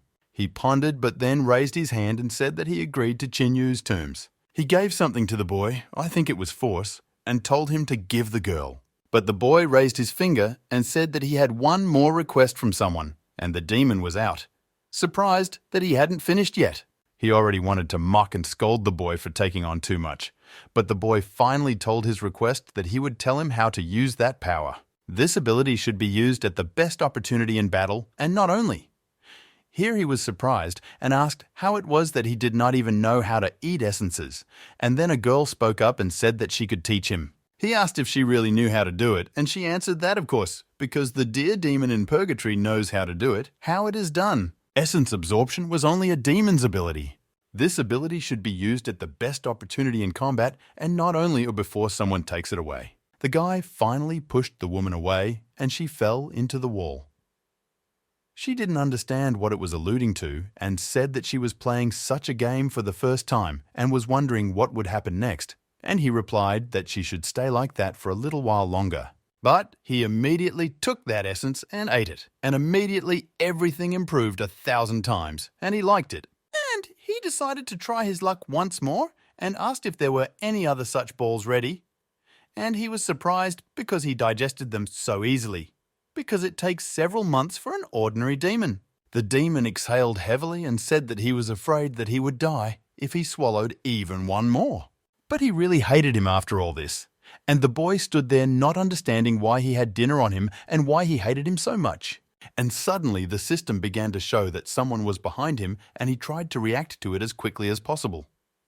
Yes, he quickly began to activate the armor, which could now cover his entire body, but unfortunately he did not activate it quickly enough, and he was still hit, and he began to bleed, and a girl ran up to him and tried to find out if everything was okay with him and if he lived. The demon with whom he was at first came after him and attacked him, but the girl stood up for him and said that he did not touch her servant. That demon replied that he should not have touched his nephew then, and then all this would not have happened, and he himself is to blame for this. But he swung his sword, saying that the boy will now pay for his rudeness. The young man is already on the floor, and the girl tried to protect him with herself. It's quite a cute moment, but I don't know. That second demon started saying that she is too valuable, and you can't just use her like that. So he can't attack her, that is, he can't attack the boy either. Skeleton was saddened by this, but nevertheless he was forced to retreat from those two. He had no choice. But after that, he suddenly grabbed the woman and said that she would go with him, but she shouted that she did not want to do this. She tried to escape to the boy and ask him for help with all her strength. The girl said that she knows what he doesn't like, but emotions are always the main thing for demons with boiling blood. Well, as a result, the last thing she decided to do was to kiss the boy. And the boy's armor was removed, and the girl was dragged further while she screamed so that he would not forget her. But now he was given the power of boiling blood of a special level, and even the demon took the woman and said that the skeleton can now do whatever he wants with the young man. Now they started a battle, the guy activated his armor and was just strong, and they prepared to attack each other. It was a fierce and strong fight, neither side wanted to give up, but Qin Yu had more chances to win. Both were sweating and couldn't understand why they couldn't finish each other yet, and continued to fight trying to sort out their conflict. Now the defenders entered them and began to kill all the demons that were there and the one with whom Qin Yu was fighting. But the demon was able to deal with them quickly enough, cutting them to pieces with one blow. And while the demon was distracted, the boy realized that this was his chance and began to fly at the demon with a strong swing. But unfortunately, the boy could not break the armor of the skeleton and was not satisfied with it. He continued to attack the demon, but he said that it was all in vain because he only had the second level and his opponent had the sixth. But now the boy activated not just armor, but armor of a special form with the help of blood power. This form gave him more power, but it still came at the cost of his blood. If he overdid it, he would die. But he began to attack with even greater force and hit the entire perimeter of the demon. Others who came to fight against the demons did not understand why two demons were fighting and what was happening there. Now the boy was winning unequivocally and launched that enemy into free flight across the sky. After that, the demon fell to its bones, and the others were very frightened by the fact that the boy was able to defeat the demon of the 6th level. Now they were afraid to approach him because they were worried that they would not be able to defeat him and would die themselves. But right after that, Qin Yu just collapsed while everyone was watching. When she got closer to him, he no longer had armor and they didn't know what to do with him. One wanted to kill him, but he also remembered that he looked somehow familiar. But then it finally dawned on someone, and it was the same devil from the school league, Bingo. But they finally started to help him by rescuing him. So the boy ended up in the hospital under the number 3, and Yuli and his mother came to him. Just as the girl entered the ward, she saw the nurse covering his head with a pillow and saying that she would kill him. The girl was in shock. But she ran to stop the nurse so that she did not kill him. It was very kind of her. She saved him, unlike everyone else. Then he started breathing again and turned over on his side, wondering if it would be easier to recover if he gained more energy while the girl was taking the nurse out of the ward. After that, they turned to him again and said that even in this condition, when he is seriously injured, he still manages to make a hooligan. It was his aunt, and he turned to her like that. She said with a smile that probably everything is not as bad as she thought, and he just said hello a little nervously. The guy was worried and asked himself if she wanted to kill him and use his condition as a convenient moment. How evil the aunt began to talk about it, that she now wondered if she could beat him if she wanted to. if he could defeat the bone demon by himself. The guy panicked and started saying that it was just a coincidence and he was very lucky. She said that she was glad that he was not so bad and asked if he knew why she came to him. He shook his head. Yuna came closer to the boy and asked if he was the one who told her that there are good demons. He confirmed it, and she was even closer, right next to his face, while he said that he was good himself. But he did not understand where his sister was and why she abandoned him. But in a moment, the door opened and the dog sisters came to him, shouting his almost middle name. He was incredibly happy at their appearance, and when they saw his aunt, they began to say that they were his friends and came to see how he was. She remembered them and said that they had already seen each other, so there is no need to be so nervous. But later she went to the exit and said that they were having fun, and she was going to cook something and said goodbye to everyone. The boy let out a sigh of relief, and a serious Xiao Xiao began to address him, while the others were in the background. She took hold of her heart and began to say that they would definitely repay him for his kindness and rescue, but unfortunately, they have no money, so they will not repay him with it. He grimaced and told them to give him money, to which the girl replied that they didn't have much money. Here her sisters became active and pushed her from behind, saying that they themselves decided how to repay him. They said that they were giving him their sister with a smile, and the girl fell on the boy and asked why she was not aware. The other sister came closer and said that she was blushing, but she denied it. The boy had had enough all the same. He just wanted to be quiet and use his new skills. The next day, he woke up with joy, stretching, thinking that today no one will bother him and he will take care of his business. When they suddenly knocked on him, and he angrily said that he could come in, as it turned out, it was several adult serious men in suits. The boy was explaining to the men there how he was able to defeat the demon of the 6th level, and they were standing not far from the door and listening. Then he turned a little towards them and asked that now probably all the universities want him, and that's why they came. Then he continued that if he is such a good guy, then the starting price for him starts with 500,000 and let the bidding go on. The men were shocked by such a statement and said that the boy must have misunderstood them. But the other did not wait for a continuation and said that he was raising the price to 600,000. Qin Yu was visibly happy and said that this person understands his full potential and that they will be able to work well and others should take an example from him, and asked if anyone would give more. Now, all three men began to fight with each other and offer higher and higher prices for each other. One offered a price of 1,300,500,000, and the others stood in shock, saying that their university is not concerned about money. I would be. The boy asked if there would be more bets and happily agreed and congratulated Tianlun, with whom he would be. But now, the guy named the price 50,000 more. When the man was surprised, he explained that it was just a commission, so there was nowhere to turn, and he agreed. Then the director began to recommend his university, saying that it is the best with a bad teacher and an individual approach. And at this point, the boy got nervous. He quickly withdrew his hand and said the contract was off. The boy himself thought that then he would be able to anger only one teacher, and that did not suit him. Therefore, he turned to the next director and asked if it was their London Academy and what else they could agree on. As a result, the boy received 1,700,000 and successfully entered and signed up there. After being released from the hospital, the boy went into rehab, and news of the demons and the attack spread far and wide. One day when the boy was playing with Yu Li, a car drove up to them and they approached them. The girl asked what happened.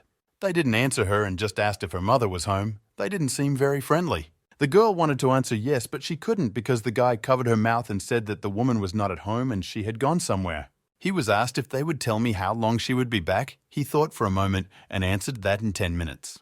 They replied that then they would wait for her here. But the boy thought about it, frowned, and said that in 100 years. Now, already one of them said that they would not wait then, but the guy should personally hand the letter to the woman, and they went back to the car. They drove off, he waved goodbye to them and immediately threw the letter on the ground while the girl looked at him in surprise.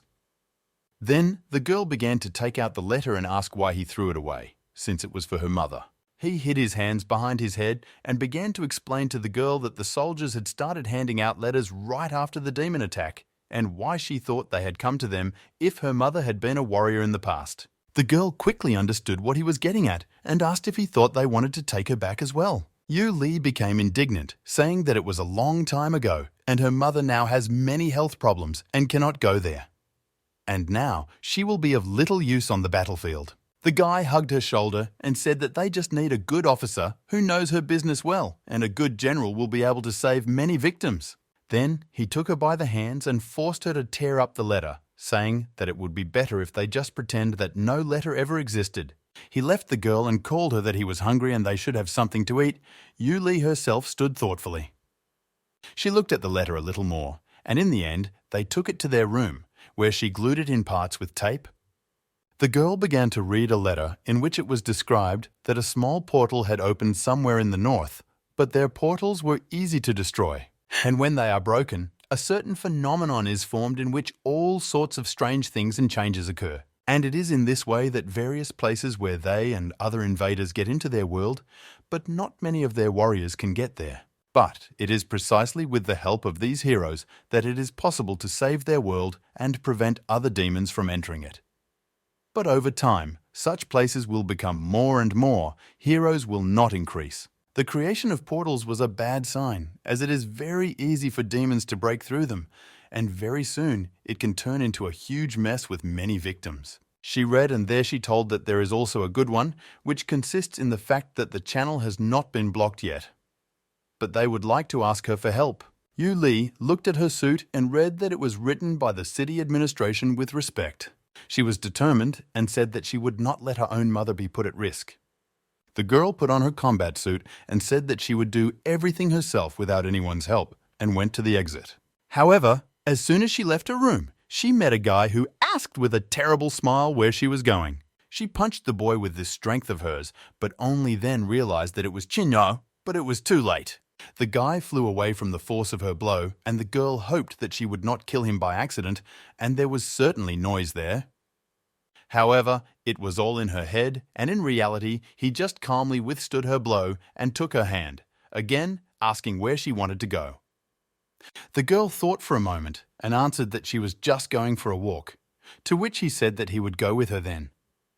Then other options followed, for example, that she would go out to eat, to which he replied that he will go with her or she is going to the toilet, and he also said that he will go with her. Yu Li was already starting to get angry. She replied that you can't go there, and the guy said with a smile that he had recently seen on TV that many people, masters of their craft, were going to the portal. But finally, he directly asked if she wanted to take her mother's place. She hesitated for a moment, shy, to which the boy replied that there was little chance that she would be able to withstand an army of demons. The girl quickly calmed down and said that she knows that he will not harm her, since they grew up together and have known each other since childhood, and she thinks that she can trust him. However, the boy didn't listen to her for long and quickly shouted his aunt's name and that her daughter wanted to die and she needed to be stopped. Yu Li couldn't stand it and shouted that he wouldn't dare to say anything to her mother. I don't know how Yuna hadn't heard them yet. And no, she heard and approached them with a cigarette and said that if the commander-in-chief had not called her personally, she would not have found out about anything. For example, about the fact that her beloved children threw away a letter that belonged to her. Both were nervous, but Yu Li still tried to make excuses, but was unsuccessful. As a result, the girl was chained up. Something was stuffed in her mouth and told to think about her behavior, how not to screw Yuna. She is a serious woman. I would be afraid of her too. The woman herself was dressed in elite armor, which the guy noticed and asked him to watch over her daughter and not let her out of the room. Here he turned to her and asked if she really wanted to help them and if she understood that she might not return and die there. The woman did not react and said that she had several problems that she needed to deal with and left, while the boy ran after her. She shouted some name and disappeared, and the boy wondered if she meant the real owner of his body. Qin Yu was surprised that he was also here and thought that in order to save himself, he gave his own son to his enemy and he would still follow such a father. He still thought for a moment, but then decided that it would be better if he just did what his aunt asked him to do and look after Yu Li. The next day, he brought her breakfast, and when he opened the door, he saw that the girl was no longer there. The handcuffs that held her were completely destroyed, and he did not understand how she did it, and was worried if she had chewed through them. He left the food on the table and angrily left the room, saying that she had given him more trouble. At that time, there were a lot of people, animals, cars, police guards, and everything like that near the portal. Meanwhile, he shouted the girl's name and hoped that she would appear and he could find her. The others looked at him strangely, and he excused himself that he was just looking for his sister. Then the others realized that he did not have bull horns and that he should go where he came from, and he was not happy there. Qin Yu tried to explain to them that he didn't want to cause them any trouble and could explain everything as long as he didn't beat them. But it didn't help, and they still started chasing him, trying to beat him, and he ran away from them with a smile. He was not very happy because he couldn't even find his sister, and even now, if he didn't hide, he could get a hat. Suddenly, someone quickly grabbed him and threw him to the floor, and he quickly realized that it was Xiao Xiao who was telling him to be quiet. Now, she was sitting on it and answered that she has an internship here. But what he is doing here is an even more interesting question. And she also added that this is a military garrison, not a school, and it is not so easy for him to hide here.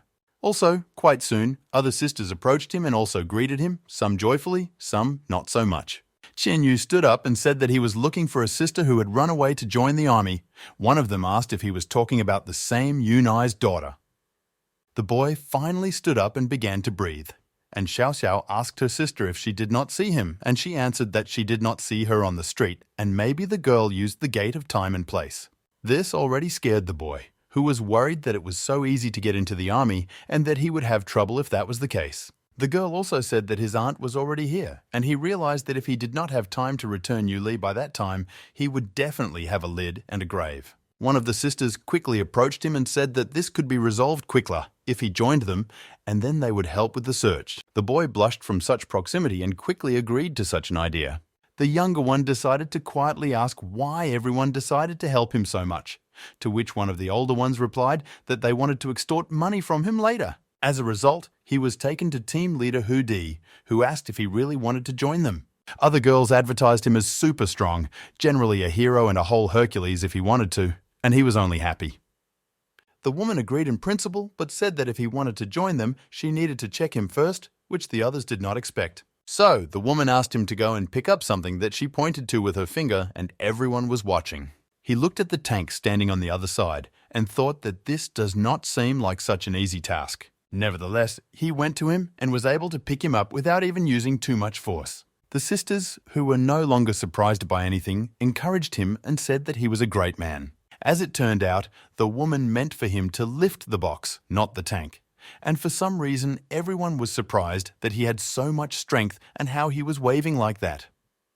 The boy had already begun to shake, and the woman in charge answered that he could release that tank and that was enough. Now he was given a bandage by the team and told that they accepted him, and he was happy that he would be able to save his sister and not get it from Yuna. But from the girl's side, she got into the medical department where her mother's first love told her to go and work if she wanted to help.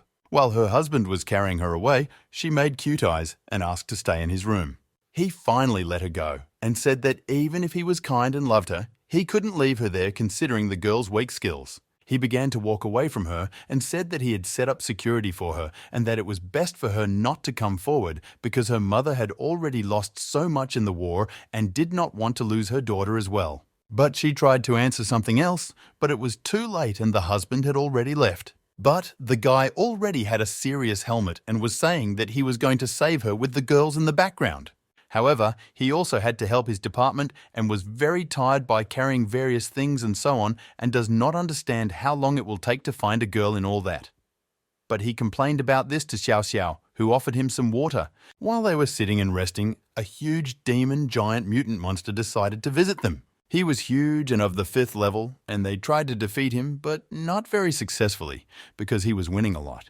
People began to shout various expressions and say that they did not know how to defeat him because nothing could take him, neither drones, nor weapons, nor tanks.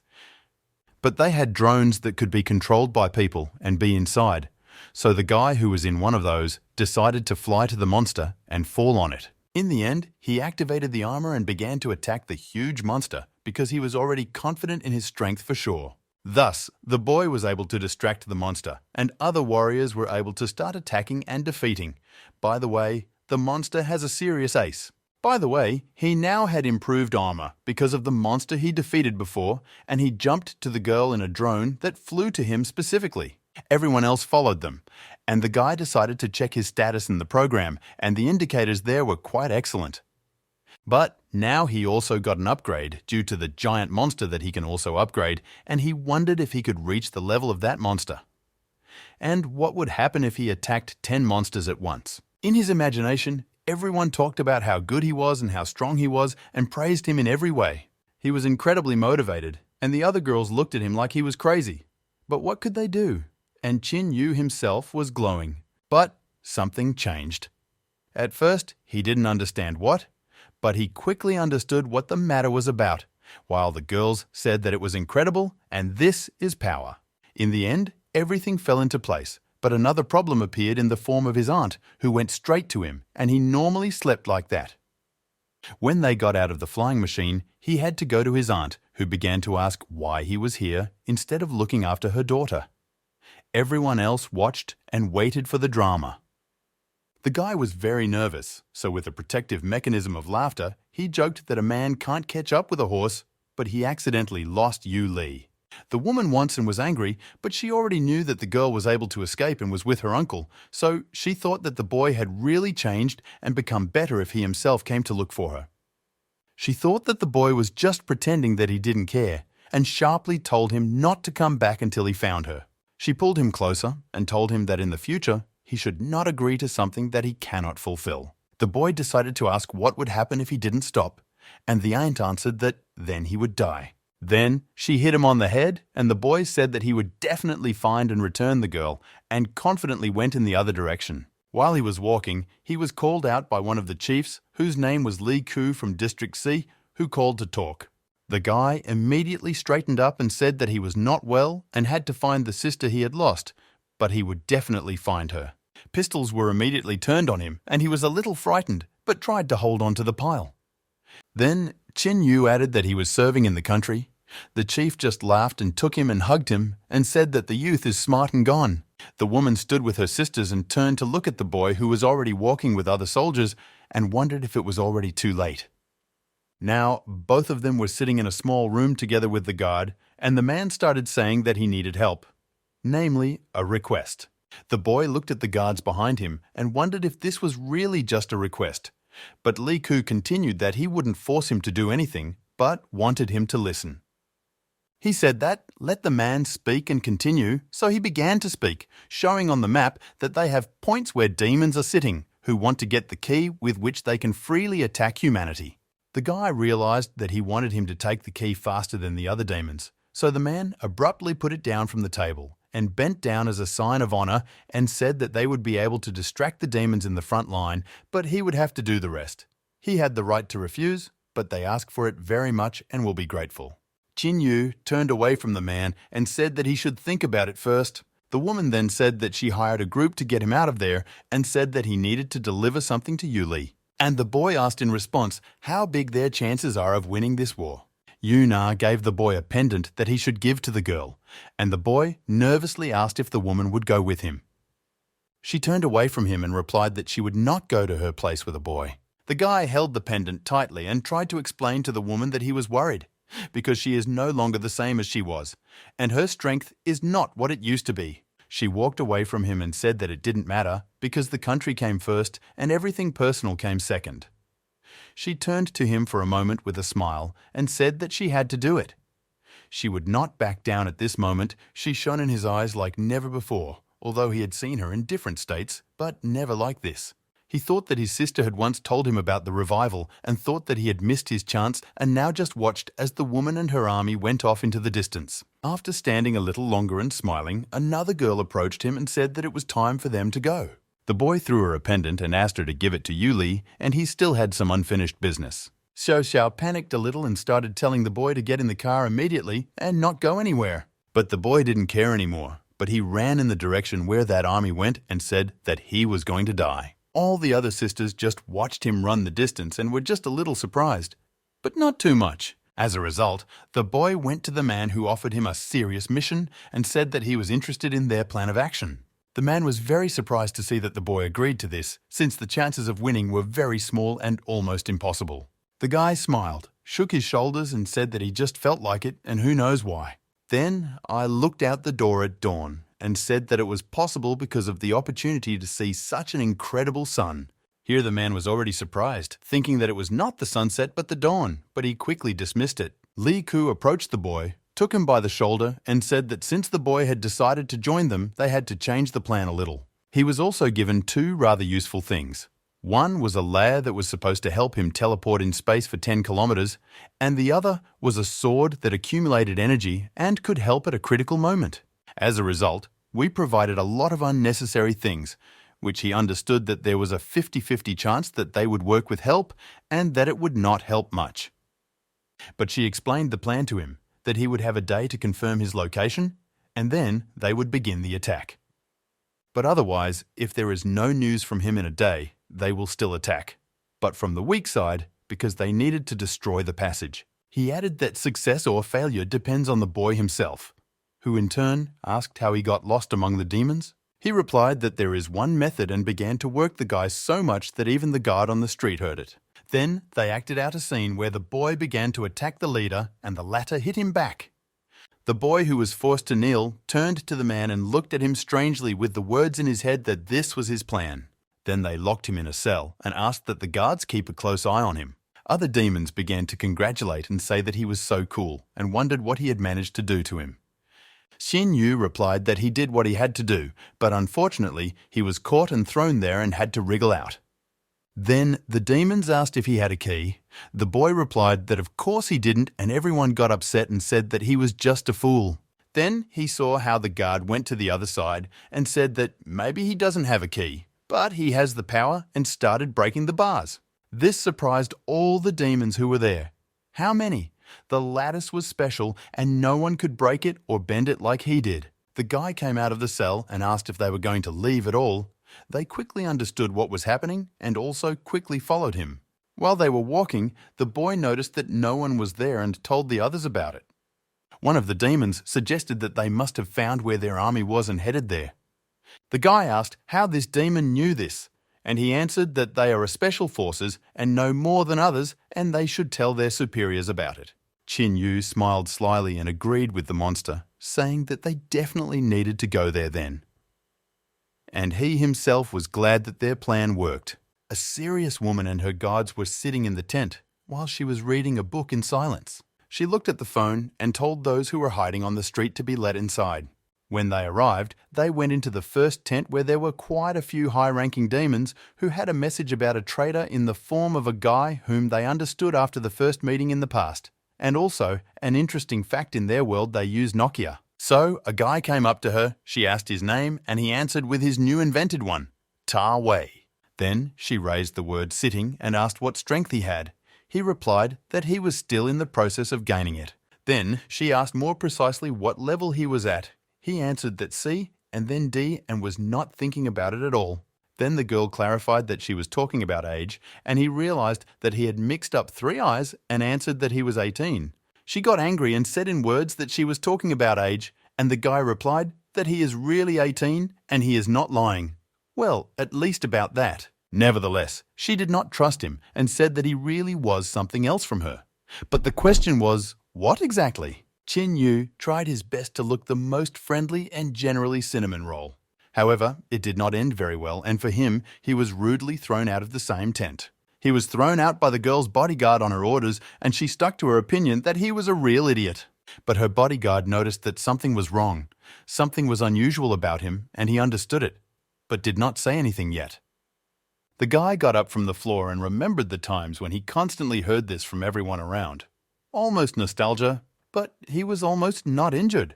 He quickly picked himself up. How much? Landed not too far from the same tent and decided that, to be honest, it wasn't his style, and started beating the demon that threw him out. And he has huge hands. He was able to hit quite hard since he now had the power boost from the last demon. The woman simply looked at all this with folded hands and thought that the boy had nothing to do with the demon who died on the battlefield, whom he killed. The boy continued to beat that demon, and the woman understood that the boy was probably stronger than at least half of the weaker demons. It was quite commendable.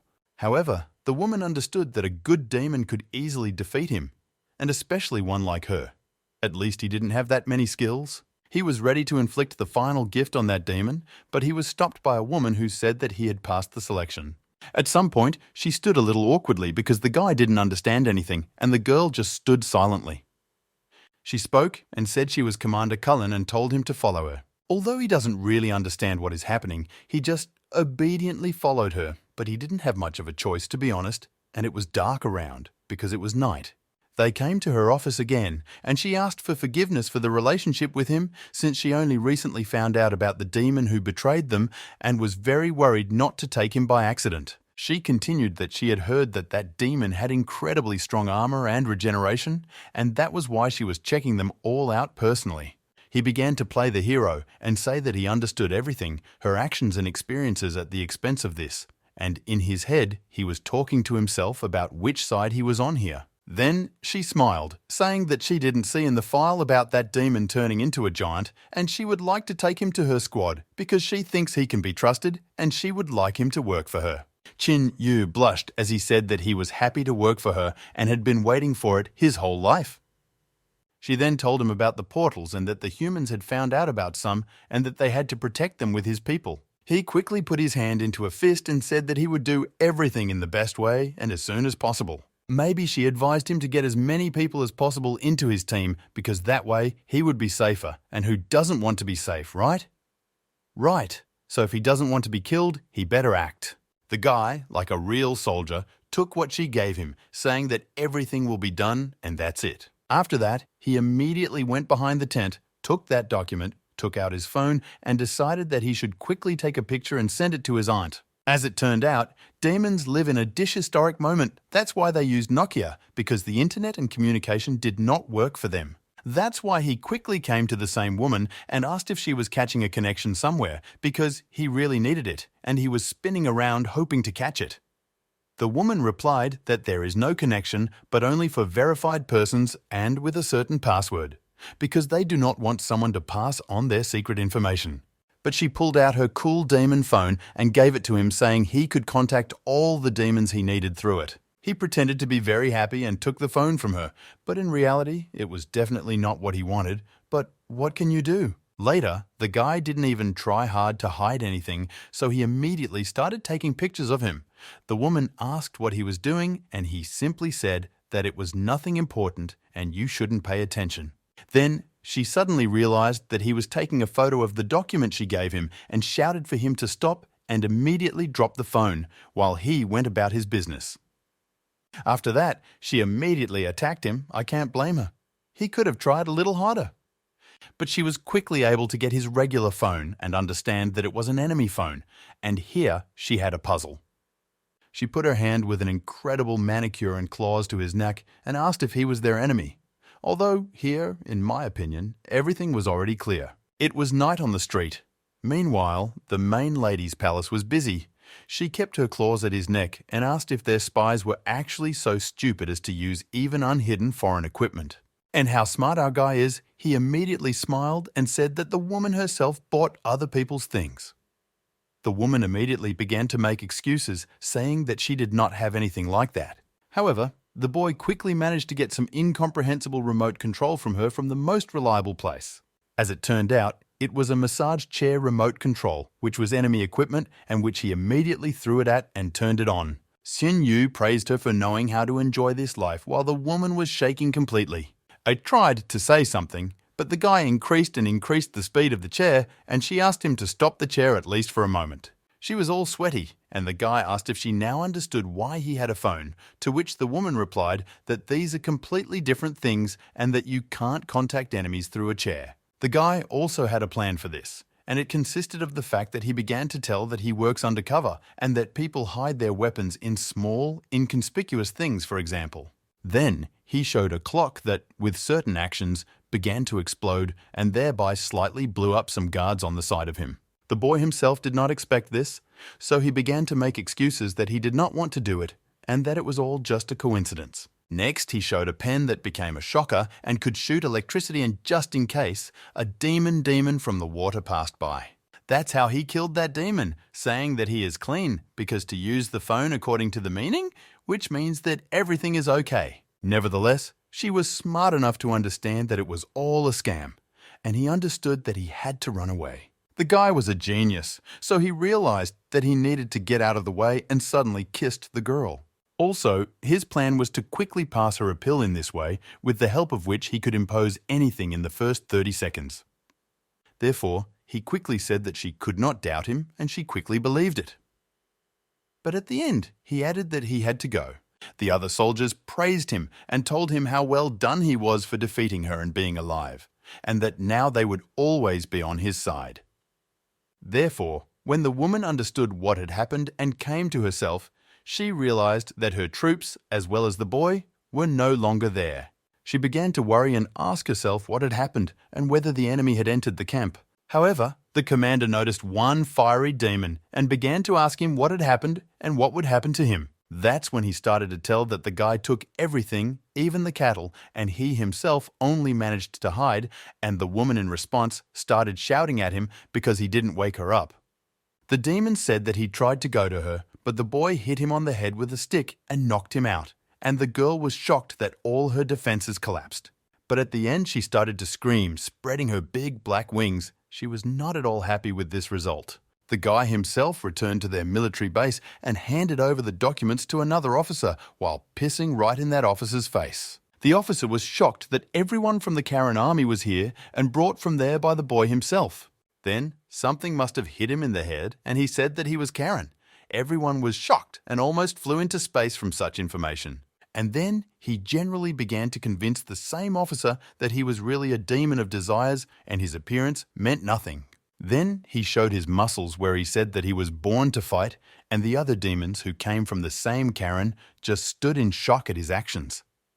When the man replied that he could not be a demon of desires, he became angry and began to say that it was not for him to judge at all, and that his slightly battered appearance meant nothing, and that you should not judge a book by its cover. Then he picked up the man and began to demand that I file a lawsuit against him for racial discrimination. And then I continued to talk about the fact that the demon of desires cannot look like that, and he also said that he judges by the figure, which is completely unacceptable. Arguments followed that the demons of desires do not immediately go to fight, even if it is a serious battle. At this point, Qin Yu started to get a little nervous and said that now he doesn't even like his character, and the man added that only women can be desired by a demon.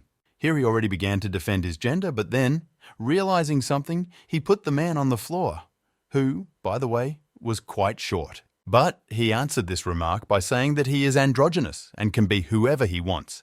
Everyone's asses were on fire from these answers. That man had already taken a weapon, and the boy understood that the matter was difficult and said that he was not Karen, but her husband, a fallen warrior, and looked to others for help. Another demon decided to help him and tell him that the boy is the fallen knight Fei Wu. The boy immediately supported him and said that it was so. He then put on the helmet and said that the fallen knights are the highest race of demons, which was supposed to show all his strength, or rather the one that all athletes who have been in the hall once do. The man argued further, saying that the man was a demon under that name for a long time because he was in charge of another camp and it was simply impossible. I would be tired of arguing in his place. Well, the boy had a little less patience, so he hit the man on the head and told the other demons to protect him and go with him. Then he went into a room where a group of demons was sitting and someone asked if they were all 7th level. The guy was a little surprised that they were all the same there, and as it turned out, there was one already familiar white-haired character there. He walked in and introduced himself as Fallen Knight Fei Wu in his usual manner, and our old friend said that they are just martial artists. They don't need and are meaningless to them. Laughing, Qin Yu looked at him askance. He didn't like him, and he thought about showing him where the crayfish spend the winter.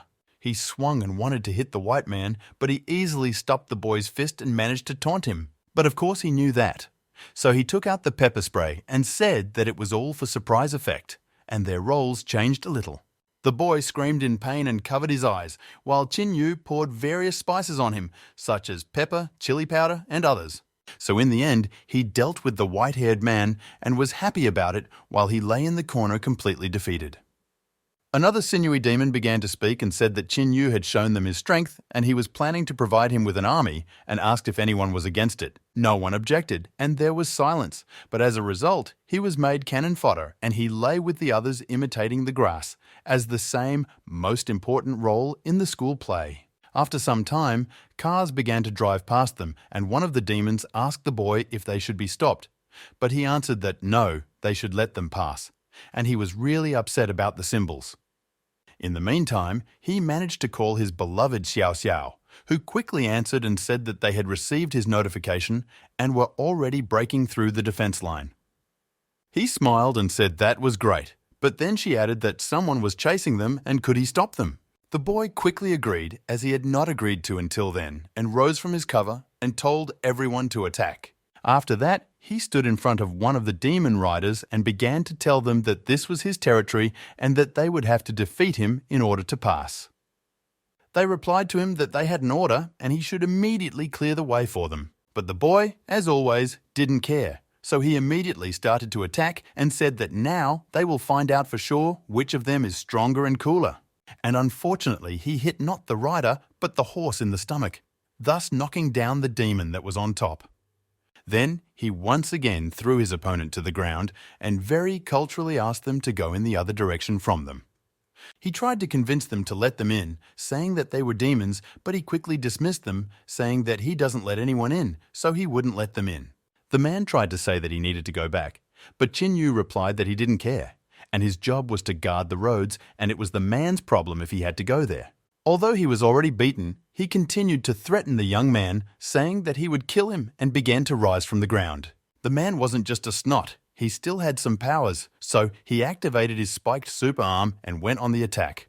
However, he failed very quickly, even hitting the boy's chest with his hand. The only thing he got was a broken arm. But Qin Yu took advantage of this moment and began to quickly attack with many blows without even breaking a sweat.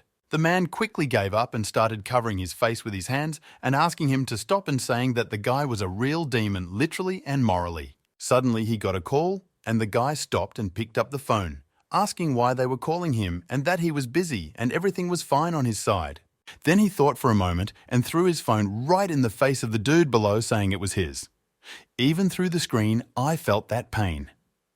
The demon began to speak and tell the others to go to them. Qin Yu did not like this answer, and the boy deservedly received a bread cutter. Then they continued to fight, and the guy began to accuse the other that he could not even turn off his phone, and he also calls himself a professional. Then, on the phone, they told to give the phone to Qin Yu. He was a little shocked. The conclusion is that you need to turn off the phone or put it on silent. The evil guy picked up the phone and asked what they needed from him. He was told that they had breached the defense line and they were all going under the care of another demon.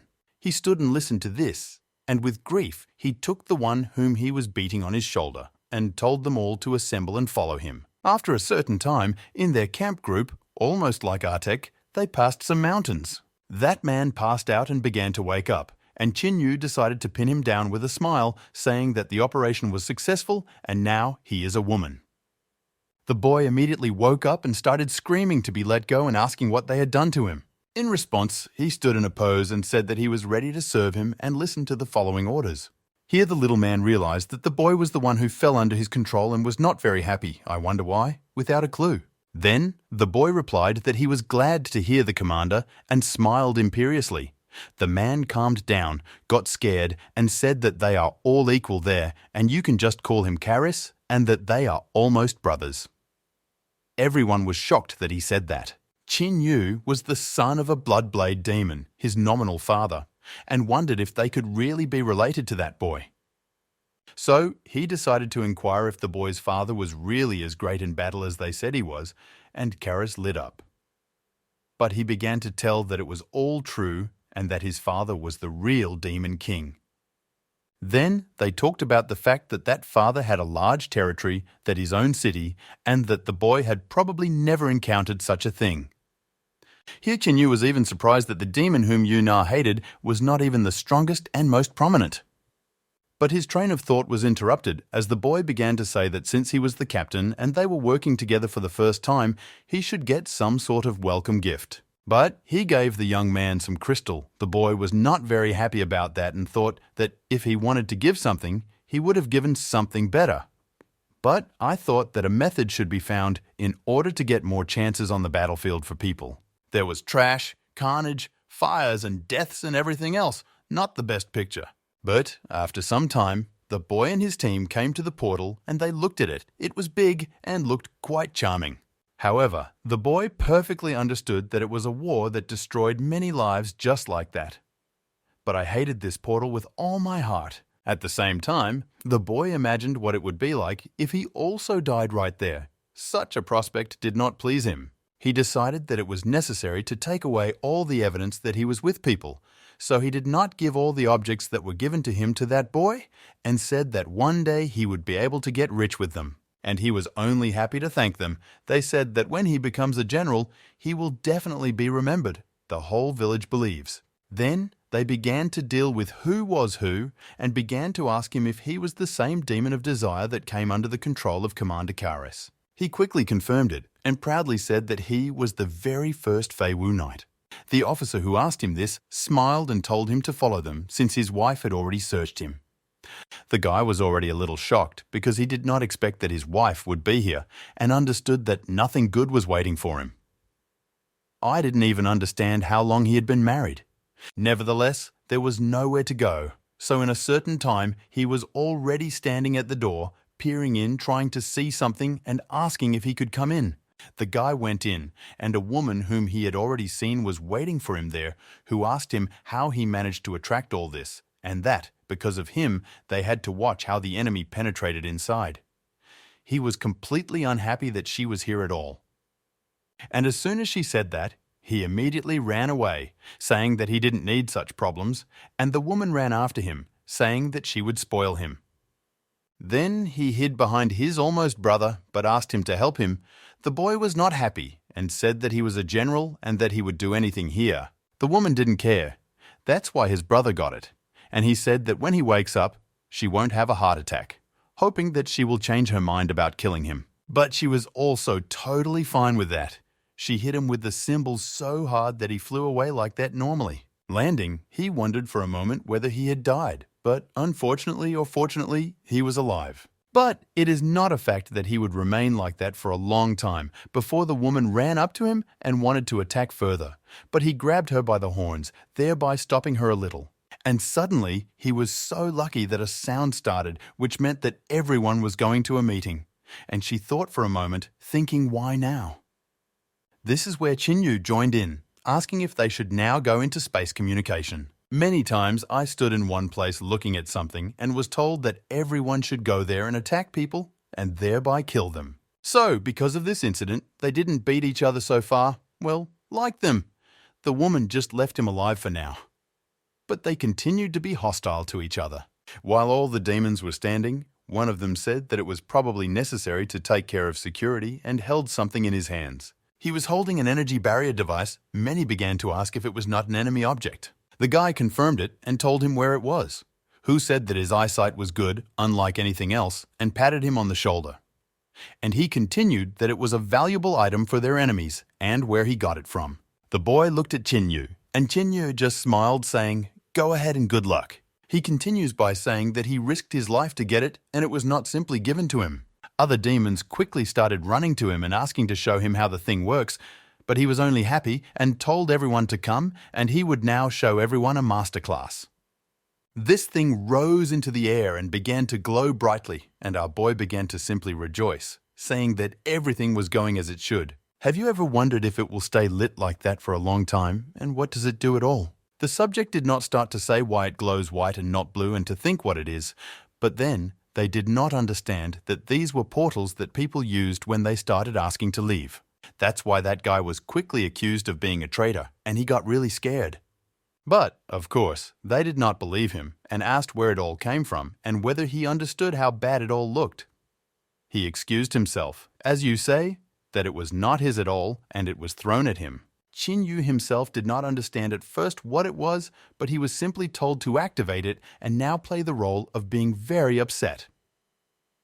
And that he didn't know anything until that moment. He started crying and said that it couldn't be because of the money and he doesn't understand at all how such a thing came into his head. And that in general, he could not be a traitor since he is a demon and he also has armor. Everyone else did not even know what to say. But in the end, everyone turned on Qin Yu and began to beat the one they actually considered a traitor. He tried to say something about his father, but it was quickly explained to him that his father's children are too old for them. Another guy was standing on the side and thought that it was unbelievable that his father had several thousand children. It was funny, of course, in general. He began to think about how he could kill his father, but decided he had more pressing issues and went into the portal. He went through it and was glad that he could finally finish the mission and that he had a compass that was supposed to help him. He walked forward, glad that he had a compass because without it he would have been lost, but suddenly he bumped into some demon there and also really liked this compass, and he said that the boy should either give it to him or he would be taken away by force. Qin Yu, because they are very happy with such a meeting, began to punch the monster until it bleeds out of grief. Because it is dangerous to give the compass away, it will still get lost. As a result, in such a slightly strange way, he was still able to defeat that demon and take his soul. I am beginning to think that he is not a demon of desires, of course, but definitely a demon of luck. The system gave him some kind of skill, but he thought that he wouldn't need it much and went further to the portal. As he passed, an incredible bunch of demons and people were waiting for him there, who immediately started shooting at him. The boy was not very happy. I understand him. He began to take cover from the bullets, and everyone had a misunderstanding whether he was a man or a demon and what to do with him in general. He quickly realized that he really has a lot of survival skills, but he kept the compass on the wrong side, so he went a little in the wrong direction. Qin Yu activated the compass, but it confused him even more as he was nearly killed by snakes and then by other demons, and realized that the compass was not as easy to use as it seemed. In the end, he realized that he couldn't get out of the dough, so he just started to run away. That's what he did best. I understand him. While he was running away, he met some beasts that attacked, and he successfully hid behind them and moved on. Amazed at all this, it's not every day you see something like that. The battles on the battlefield were terrible, and so were the dogs who also fought against the demons, and one of them asked the other if they would really support the boy, and if so, then they could not waste a moment now. They've all geared up for defense, and they've got some cool new costumes, which I approve of, even though it's still uncomfortable. One of the demons was about to attack them, but a huge stone wall appeared, stopping all his bullets, and they flew at him again. And the other girls also started shooting at him, and Xiao Xiao just walked, thinking that they would soon will help the guy. He just needs to hold on a little longer. The demons brought that guy, who was almost Qin Yu's brother and wanted to judge. He was scared. Suddenly, his father, the king of horned demons, came to him, who was not in a good mood, war, business, and here his son is also upset about something. The boy wanted to speak, but his father quickly stopped him by telling him to be quiet, and how dare he contact people. It was unacceptable. To make excuses saying that it was put on him, it was not his fault, and it was not his fault at all, but Qin Yu, he spun as hard as he could. His father began to speak and said that he did not care if he was a traitor or not, but he lost and could not win, which means that he is just a piece of trash and is worthless at all, so he will not come out of here again, and dug him. He continued to beg for mercy, that he would make amends and kill that boy, that he has talent in general. It's just that for some reason it is not very visible. To my surprise, the man said that he really had talent, but it was only good for improving someone else and ate his soul. Then the king talked about the fact that Qin Yu was quite an interesting character and a diamond among the garbage, because he had the power of blood and other powers, but he was a normal boy. But he left the building thinking that maybe they should talk to him. Like a father and a son after a fig heap of years. How he abandoned him? Well, Father Top. We returned to the battlefield, where Yu Na was fighting with the others and asked everyone to retreat, since she will go first. Everyone immediately obeyed her command and moved away, giving her more space, and she looked like a real goddess. A demon came out of the portal and said that maybe instead of wasting many lives, they should sort out their problems one-on-one. The woman was not very happy. She took her spear more conveniently and said that she had killed many demons in her lifetime and he would be one of them, not an exception. And the demon was actually also sexist, but he started asking what she could do to him. I wouldn't take such a risk if I were him. Yuna told interesting stories about the fact that the last demon she killed is still standing as a decoration in her parents' house. Interesting interior solutions. We were probably not very interested, so he went on the attack, and the woman was able to quickly defend herself from the attack. Then we learn about another of his skills, which is to enlarge and create clones, and he teases asking her to find the real him. In the end, he was able to attack her and put his sword to her neck, saying that she had lost everything and it was over.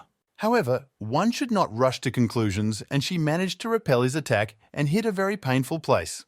She wasn't able to completely defeat him right away, but she dealt a normal amount of damage to him, and he still appreciated her strength, realizing that it wouldn't be that easy. And he continued to create clones and disappear, appear, and yet she could not understand where he was, and felt a little disoriented. And then the guy made the right choice and started to run away from there. I would have done the same in his place. But she noticed it and started chasing him.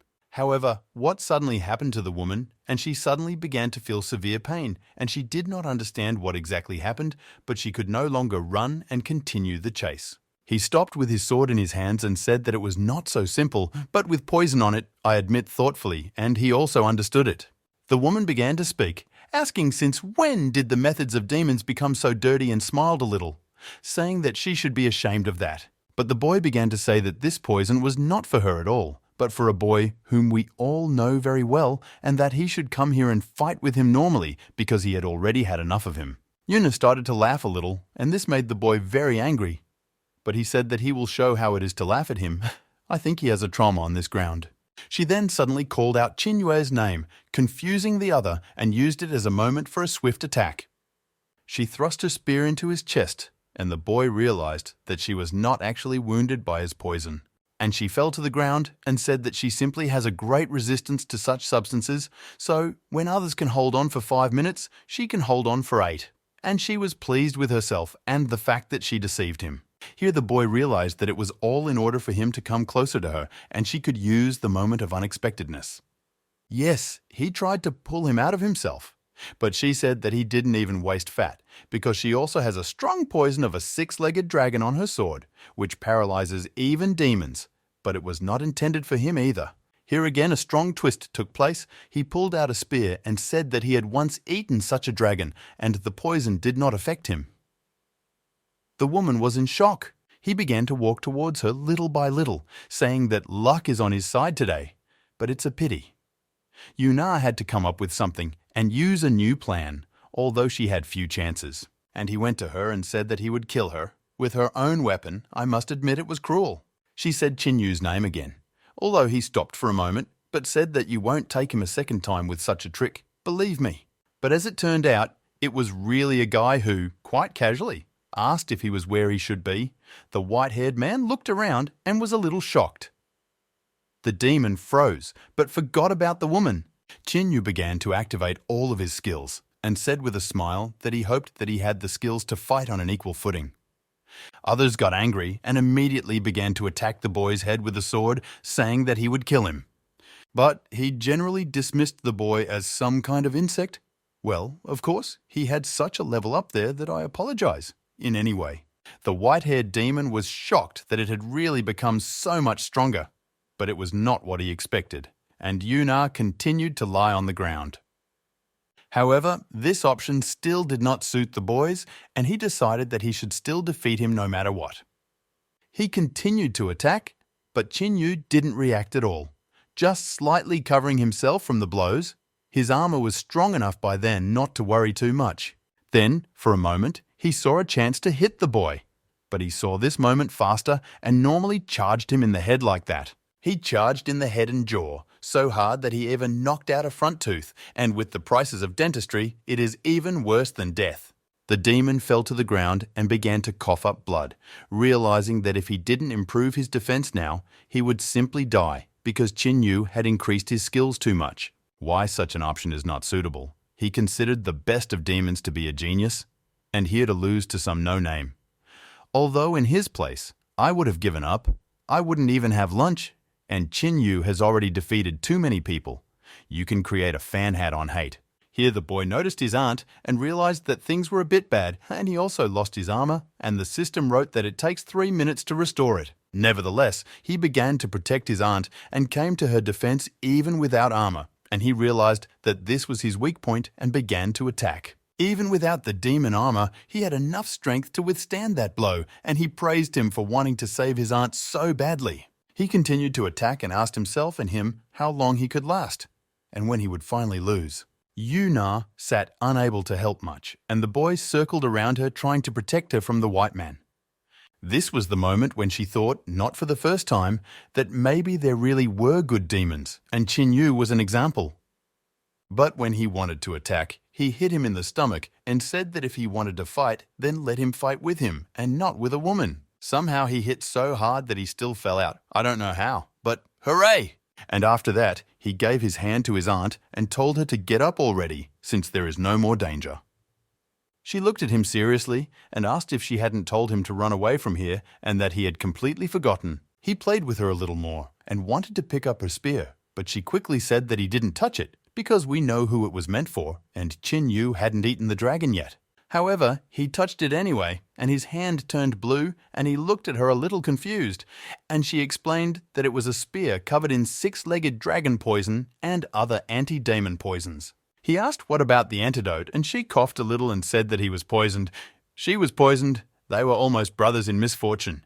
And here the boy's father, who went to get bread a long time ago, came for family time. This is a family meeting. Great. He saw the entire fight and praised him for the fact that brute force is what is important for a demon, and he can call himself an honorable demon and worthy of it. His father successfully congratulates him on his return and invites him to return with him. Then he roughly kicked the woman, knocked her head against his own and told her to be quiet and placed her near some stone. And then he turned to that demon, saying that he had long wanted to meet and ask some interesting questions. He said that let him ask, he will answer. The boy came closer to the demon and began to ask why he left him in this world and why he is such a terrible father. Reasonable questions in my opinion. His father smiled, but said that bringing him back was too difficult a task, so he decided to just leave him to his own devices, as the saying goes. Qin Yu replied that he thought so and they both laughed. But something was not funny to me. But I must admit that they look very similar. Then the boy didn't look very well and tore off his hand, saying that he felt better when he found out that his father was really a real bastard.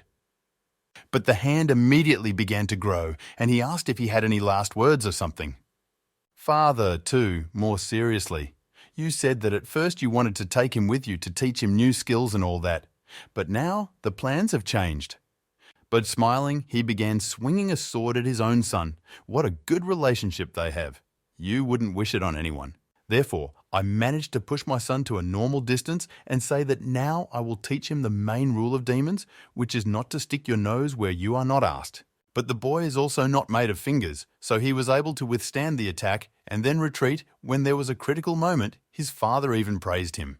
But at the end, they asked if he really had the armor of a higher-ranking demon. Even for them, it was commendable.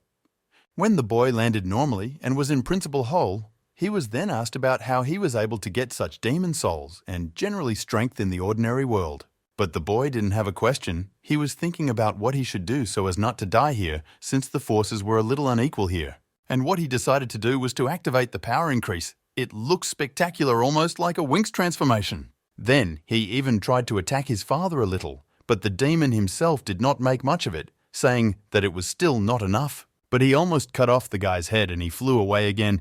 Qin Yu is also a kind of fairy. He scoffed and wondered how he got so much power, but tricks like that still weren't enough to defeat him, and he knew it. And the young man was in despair for the first time he got into such a serious situation, but he did not know how to get out of it, since what used to work here did not help. But compared to his father, he didn't have as strong strengths as the king, so there was no chance of winning with strength or speed. Yes, he also understood that his father lived much longer. That's why he ate many more demons, but he did not plan to retreat and continued to attack and defend himself, commendably. Next, the boy activated his claws and the other did the same, because they are relatives who have to support each other. But the guy was not happy with such support, but he was shocked that he also had such a function. Well, they started to fight one-on-one in a very close combat, dangerously. Qin Yu tried to somehow hold on, but he understood that he would lose and he had little chance. Now he just hoped to survive somehow. However, he didn't mumble and still charged his father hard enough in the jaw to draw blood. Good boy! But there was blood, as the cat cried, and this only made the man even more interested, and he began to beat even more and got fired up. And the boy understood that he was covered completely, absolutely, and nothing would help him. But he used this moment and once again charged him in the jaw. Well, the guy does not give up so easily. The king praised him again and said that his strength was pretty good, but still nothing compared to his, and began to activate the power of the six-armed demon. Now, he still had many hands, and he used them to strike the boy, and said that it was all in vain because he had no weaknesses. But suddenly, a spear stuck in his neck. It was Yu Na who attacked from behind and told him to let the boy go immediately. It's so cute they care about each other. The demon was able to throw the woman away, but the boy stuck the spear even harder into his neck, and he shouted that it was impossible. But in the end, the guy sat down glad that it was finally over and was even alive. This is already a huge plus. And Yu Na cried with joy that she was finally able to repay everyone he had killed. He went to the woman and wanted to help her get up. But then he realized that it was not the end. The woman did not understand what he meant, but he looked at his hand, and then he looked at his father who was getting up. In the end, he got up and straightened his head. He was already fed up with me, honestly. It would be better to kill him already.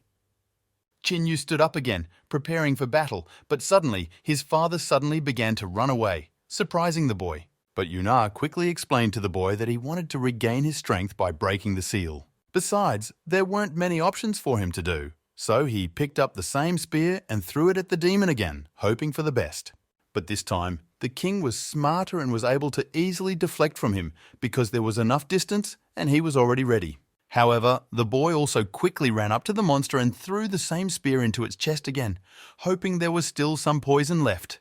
There must have been something else there because the demon grumbled and said that such a thing simply could not happen, and how could they defeat the strongest of them? Then the boy jabbed his father again with a spear in the back, commendably. Then the spirit of the demon flew out and just the skin fell with the boy, who said that he thought he was still alive. And the aunt was worried about what happened to the boy and whether he was okay at all, and there is no way to tell. Got up and put the bomb on the phone and called to warn that she was going to detonate it now, and they have 5 minutes to evacuate everyone. While the boy was lying and the woman was standing over him, his father woke up again and was back in his body. He fed me a slipper. But he began to say that they really thought that this was the only trump card he had. But then he continued that the boy can still train and nothing is over between them. And then he was shouted at and asked if he had seen his boss. It was one of the boy's demons that had hit the king and started asking after Qin Yu, but with the name Ta Wu, and that he would be the future demon king. He was frightened and said that he did not know anyone with such a name. And in general, he was not used to being treated like that, since he is a commander of the 7th level, and this is how he is treated. And that demon began to tell his story, that the boy agreed to take him with him and even make him an adjutant, and then he disappeared somewhere. And the boy's father began to tell that only he would return to his world, and then there would be a cover for all of them. That's right, for all of them. But that demon didn't listen to him very much, and just poked him with his claws. Probably he talked too much. I think so too, and I fully support it. This demon forced him to lie down and not move, which is worthy of respect.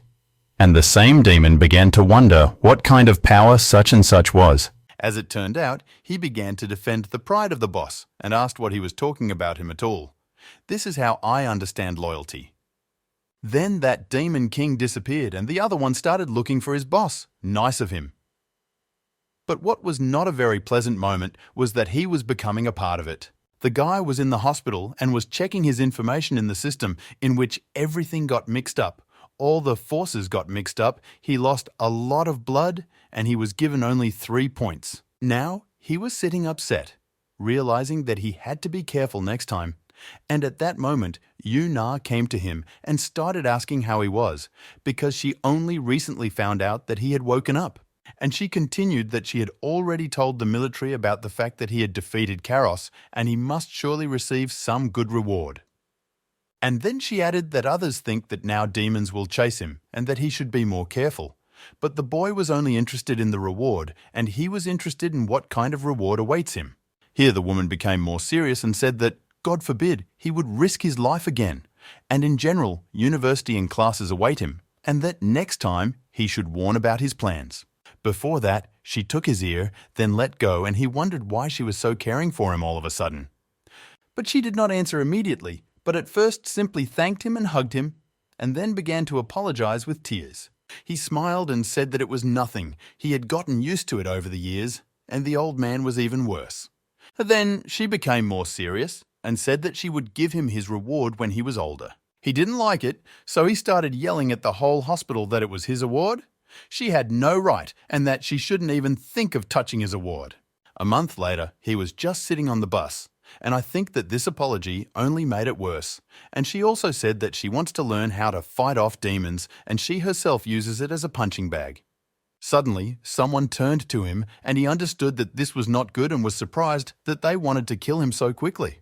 They had a quick joking fight, but then they sat down together on a bench and said hello. It was the same girl in the hood, and although she still held the weapon near his neck, but the boy also greeted joyfully, but said that they had not seen each other for a long time. But he began to carefully remove the weapon from his neck, saying that it was a coincidence that they were on the same bus together. She replied that it was not a coincidence, but she specially bought a ticket here because she needed to go to the academy. The boy did not lose hope and continued that it was still a coincidence that they chose the same academy for further studies. But even here, she replied that it was also not a coincidence, since she chose this academy because he chose her.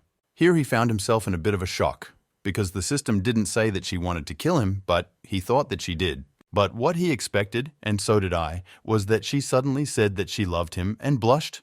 I was shocked. He was shocked. Everyone was shocked. However, her love was specific, so she first wanted to defeat him and then kill him, which did not suit her. So he decided to ask what these two things have in common. But Tan Lian enthusiastically began to talk about the fact that he is incredibly strong, both physically and morally, and in strength, and in everything. And then she said that they will have very strong children, and this will raise their status, and in general will keep their family at the top. Then she added that she was following him, and he asked if her parents didn't care at all about it, and that you can't do something like that. The police are there. Violation of rights. The girl replied that he didn't need to worry because everyone approved him at the family meeting. This guy didn't even meet her family, and he was already approved. The guy blushed for a moment, but decided that it wasn't that long ago that he asked if she could lend him her phone. She gave him her phone, and in the search there were questions about how to kill the devil, what children the devil will have, and everything else related to this. And he decided to Google the green praying mantis, and it turned out that this is a rather serious family. So it's better to think about whether it's worth going there, because you can quickly end up dead, and that's a bit not in his plans. And now he was worried that it was over, since she was already waiting for him at her place in the evening. Then they got up together, and the boy said that his aunt was right that he was still too young, and the girl did not understand what he was for. Therefore, he quickly broke the wall of the bus and began to run away with all his legs, while Tan Lian froze and watched him run. And she was happy, because she noticed that his speed had become even greater than before, and the girl was only happy. Therefore, in a moment, she also chased after him, saying that he was the man of her life and that he would wait for her. But he was able to hide from her. But he understood that the road from here to the academy would be very difficult and not the most pleasant. Then the two of them got to the academy, and the girl stood at the gate and waited for the boy, who was hiding and wondering how he could get through. He already hoped that by then she would forget about him, but she still did not want to untie herself, so he planned to trick her. But suddenly, another girl touched him on the shoulder, that is Xiao Xiao, and he wondered what she was still doing here. She replied that she had heard that he had left and entered here, and they did not know where to go, so they decided to follow him too, and blushed. The rating of the academy after the boy's admission is up, up, up. He replied that he was glad that she was here, and asked if she saw the girl standing there and pushed her closer. She looked at him and asked if he wanted to ask for her number or something. He replied that no, and that she wanted his DNA and was chasing him all the way, and that he needed help, and almost cried. But he asked her to somehow distract the girl so that he could pass. But when he looked at her again, she was no longer near him. But when he looked, he saw that Xiao Xiao began to take out her weapon and was going to battle, and he thought that she was exaggerating a little. Tan Lian didn't even turn around and simply asked disinterestedly what she wanted from her, But she simply called her a pervert and began to attack her from above with fury. The two began to fight. Neither wanted to lose to the other, and they were quite strong, so, of course, it all looked very cool. They fought on equal footing, of course. The fact that they fought for a boy annoys me, but that is another matter. Tan Lien began to ask if the boy told her this, and she wondered what exactly she was saying and smiled. But the first one said that it would be easy to deal with her, and the second one said that it is far from being a fact, and that's right. There, other students from the academy also started to come out and watch as the newbies started to fight for nothing, even right in front of the academy. Meanwhile, the boy began to quietly run away. He went to the registration, he was stamped, and he just looked at all those people who were looking at the slaughterhouse. Then he came to his 101st room in which he will now live, and in front of the door he wondered who he would be next door to. He was a little nervous because he would be living with boys for the first time. He went in to say hello, but they immediately threw something at him and told him that it was a one-bedroom. Qin Yu stopped the mattress that was thrown at him and asked. He was not so sure of the answer, but there was a rhinoceros. Well, the boy, like a genius, bent the thing and asked what he forgot here. Slay. The rhinoceros was a little shocked and confused, and they also threw something at him, something so that he flew away. I must note that the rhinoceros flew so hard that it flew out of a huge window. That's power. And Qin Yu was overjoyed, because he did not think that he would be able to have his own room, and here is the jackpot. Suddenly there was a knock on his door and he answered that it was a one-room room and no one should live here anymore. But suddenly he noticed a green hood. Well, and then the girl and he realized that things were bullshit, at least for him. He quickly closed the door, hoping that would help. But it didn't. Now she also knew where he lived. And with a light movement of her hand, she was able to break the door and take him by the skin. Oh, he was scared for no reason. Then she looked into the hole she made in the door and asked if her future husband wanted to let her in. He didn't want to, so he himself jumped out through the hole he made in the wall and started to run away from there with all his stupidity. But the girl kept up and ran after him. At that moment, he realized that he had only one option: what to do with this situation. But his plan was to go to the deputy director, where he was allowed to enter, and there sat a serious man working on documents. He entered with a swing, and because of this all the documents were scattered, but he began to tell that he had a serious business. The deputy director started yelling at him that why is he breaking in and being angry? I would be too. But then he quickly saw that it was Qin Yu and immediately changed his tone, saying that he was so strong, so good, and generally a bug. Then he sat down on the couch while the deputy director himself was making tea and began to talk about what he had come to deliver to someone. But he started talking about the fact that soon he will be awarded a scholarship and that they would like him to say something good about the academy at the speech. Then they gave him tea, and he said that he was here to report a pervert. He immediately became angry and began to ask who could do such a thing. But when he heard that it was Tan Lien from the praying mantises, he quickly calmed down, coughed, and said that they stood for free love. He immediately began to pretend that he was leaving and said that he must have chosen the wrong academy. The man immediately panicked. He took him by the shoulder and began to say that he was very much asked to take her to their academy and he should enter their position. But he offered that he has an apartment here and he can live there until the girl calms down, and gave the keys. He accepted them and said that so far they had agreed. I thought that it was very nice there and that he must be making good money to have such a place. But when he opened the door, he saw his aunt there. Surprise!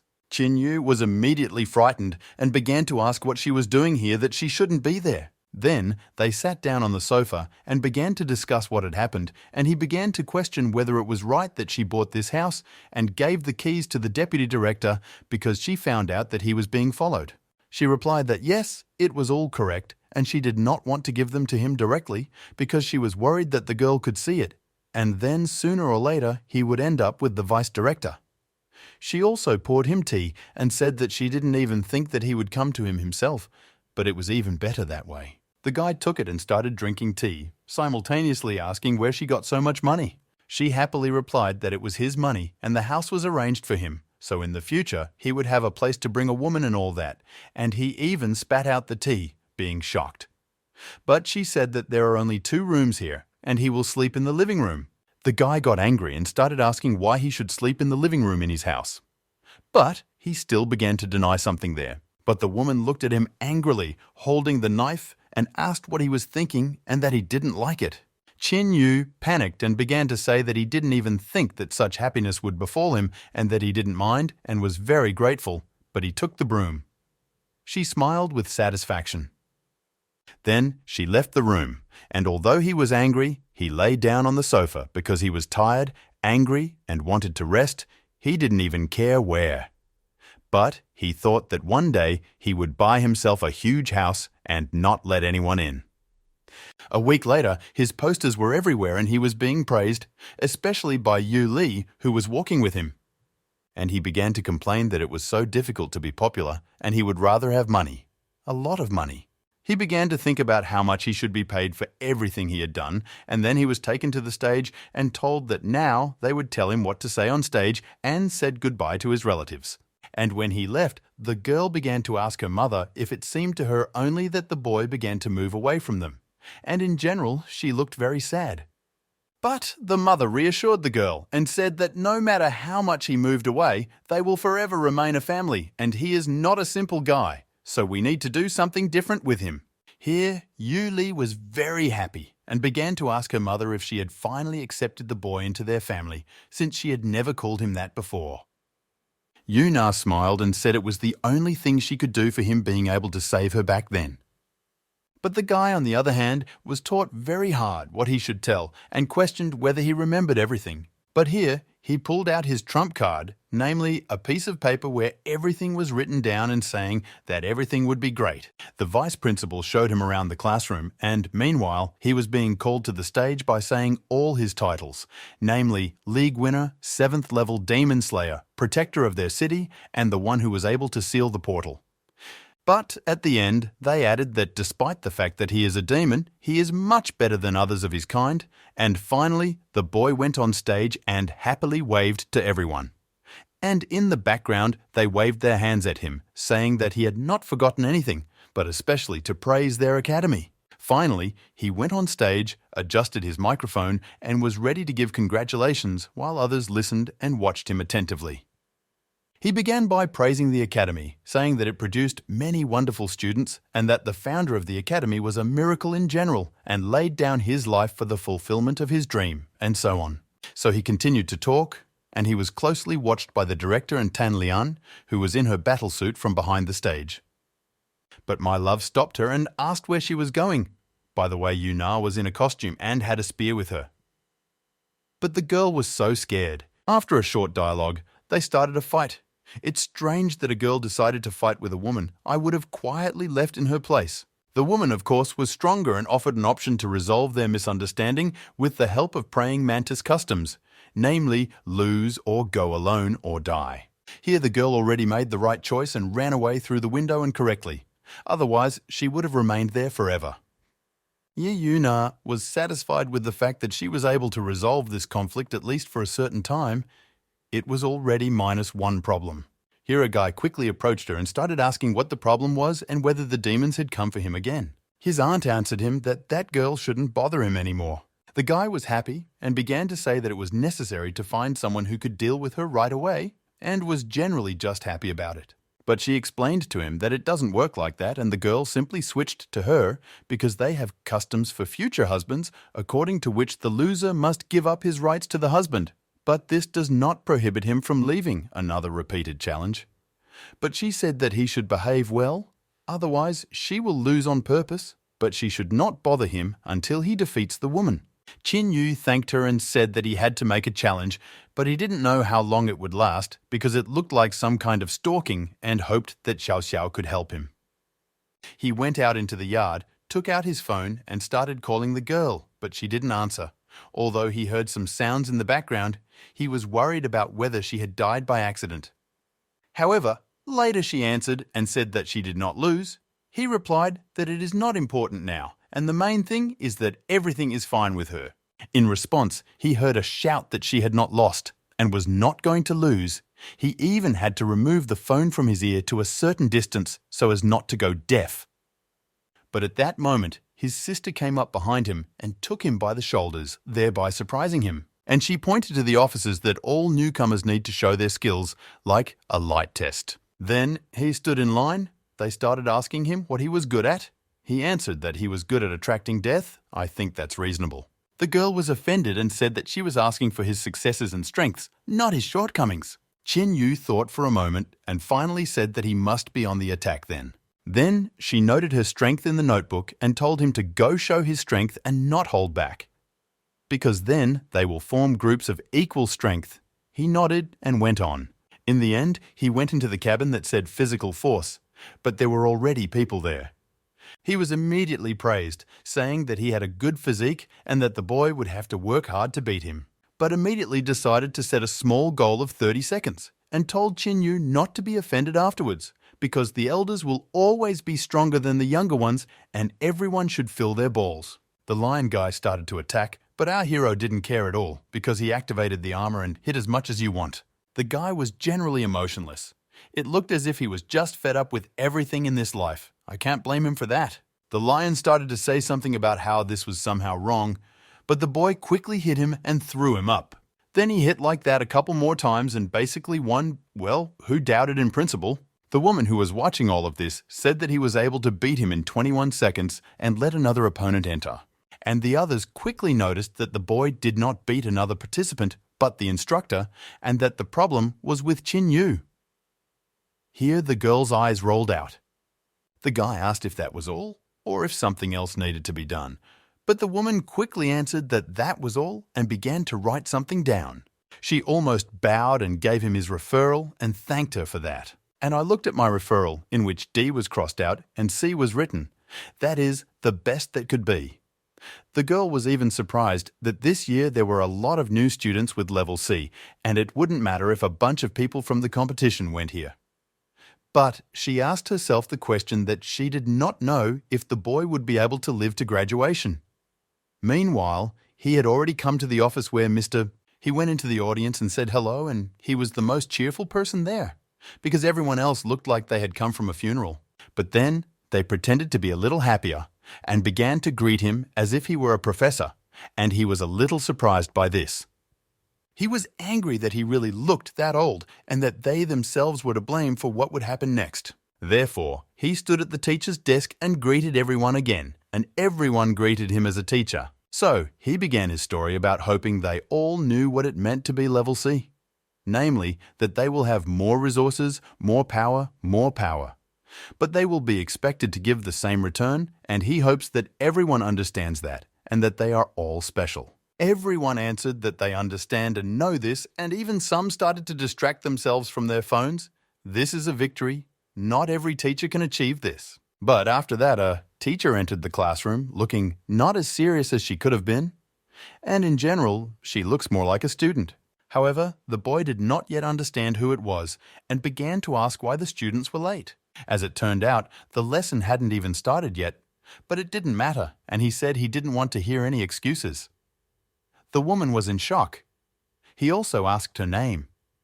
The woman replied that at the academy they call her a teacher. The boy was already scared, but he immediately understood everything. She approached the boy and began to ask what his name was. Almost the teacher got nervous and said that he could be called simply, "Hey." The teacher asked him to sit in his seat, and he immediately ran there, saying on the way that he was obeying. Now the boy was sitting at the desk, and everyone looked at him with distrust and not love. And he tried to pretend that he had not done anything. The teacher began to tell that their academy emphasizes group work, and because of this, they will all be divided into teams of 4 people, which will include the main attacker, second attacker, support and healer. And in this lesson, she decided to give them some time to get to know each other and learn a little about each other. Everyone stood up at once and said that they were ready. The guy looked up and asked shakily if he could work with the teacher. The woman said she had forgotten that they were an odd number, so one would have to join a special team. The others began to say that they had heard about this team and that the entire academy hated it, and the boy was only happy because their hatred made him stronger. So he quickly raised his hand and asked to go there, and not that anyone but him wanted to go there. And he immediately ran out of the audience to say goodbye, saying that he would not make the teacher ashamed of him, but she did not have time to answer. The guy was standing near some tower where there was a sign with the inscription forbidden, but he was standing and thinking how to get there. However, he was stopped and asked if he even knew what this place was. Qin Yu thought that they wanted to stop him and wanted to go on, but that someone grabbed his shoulder tightly.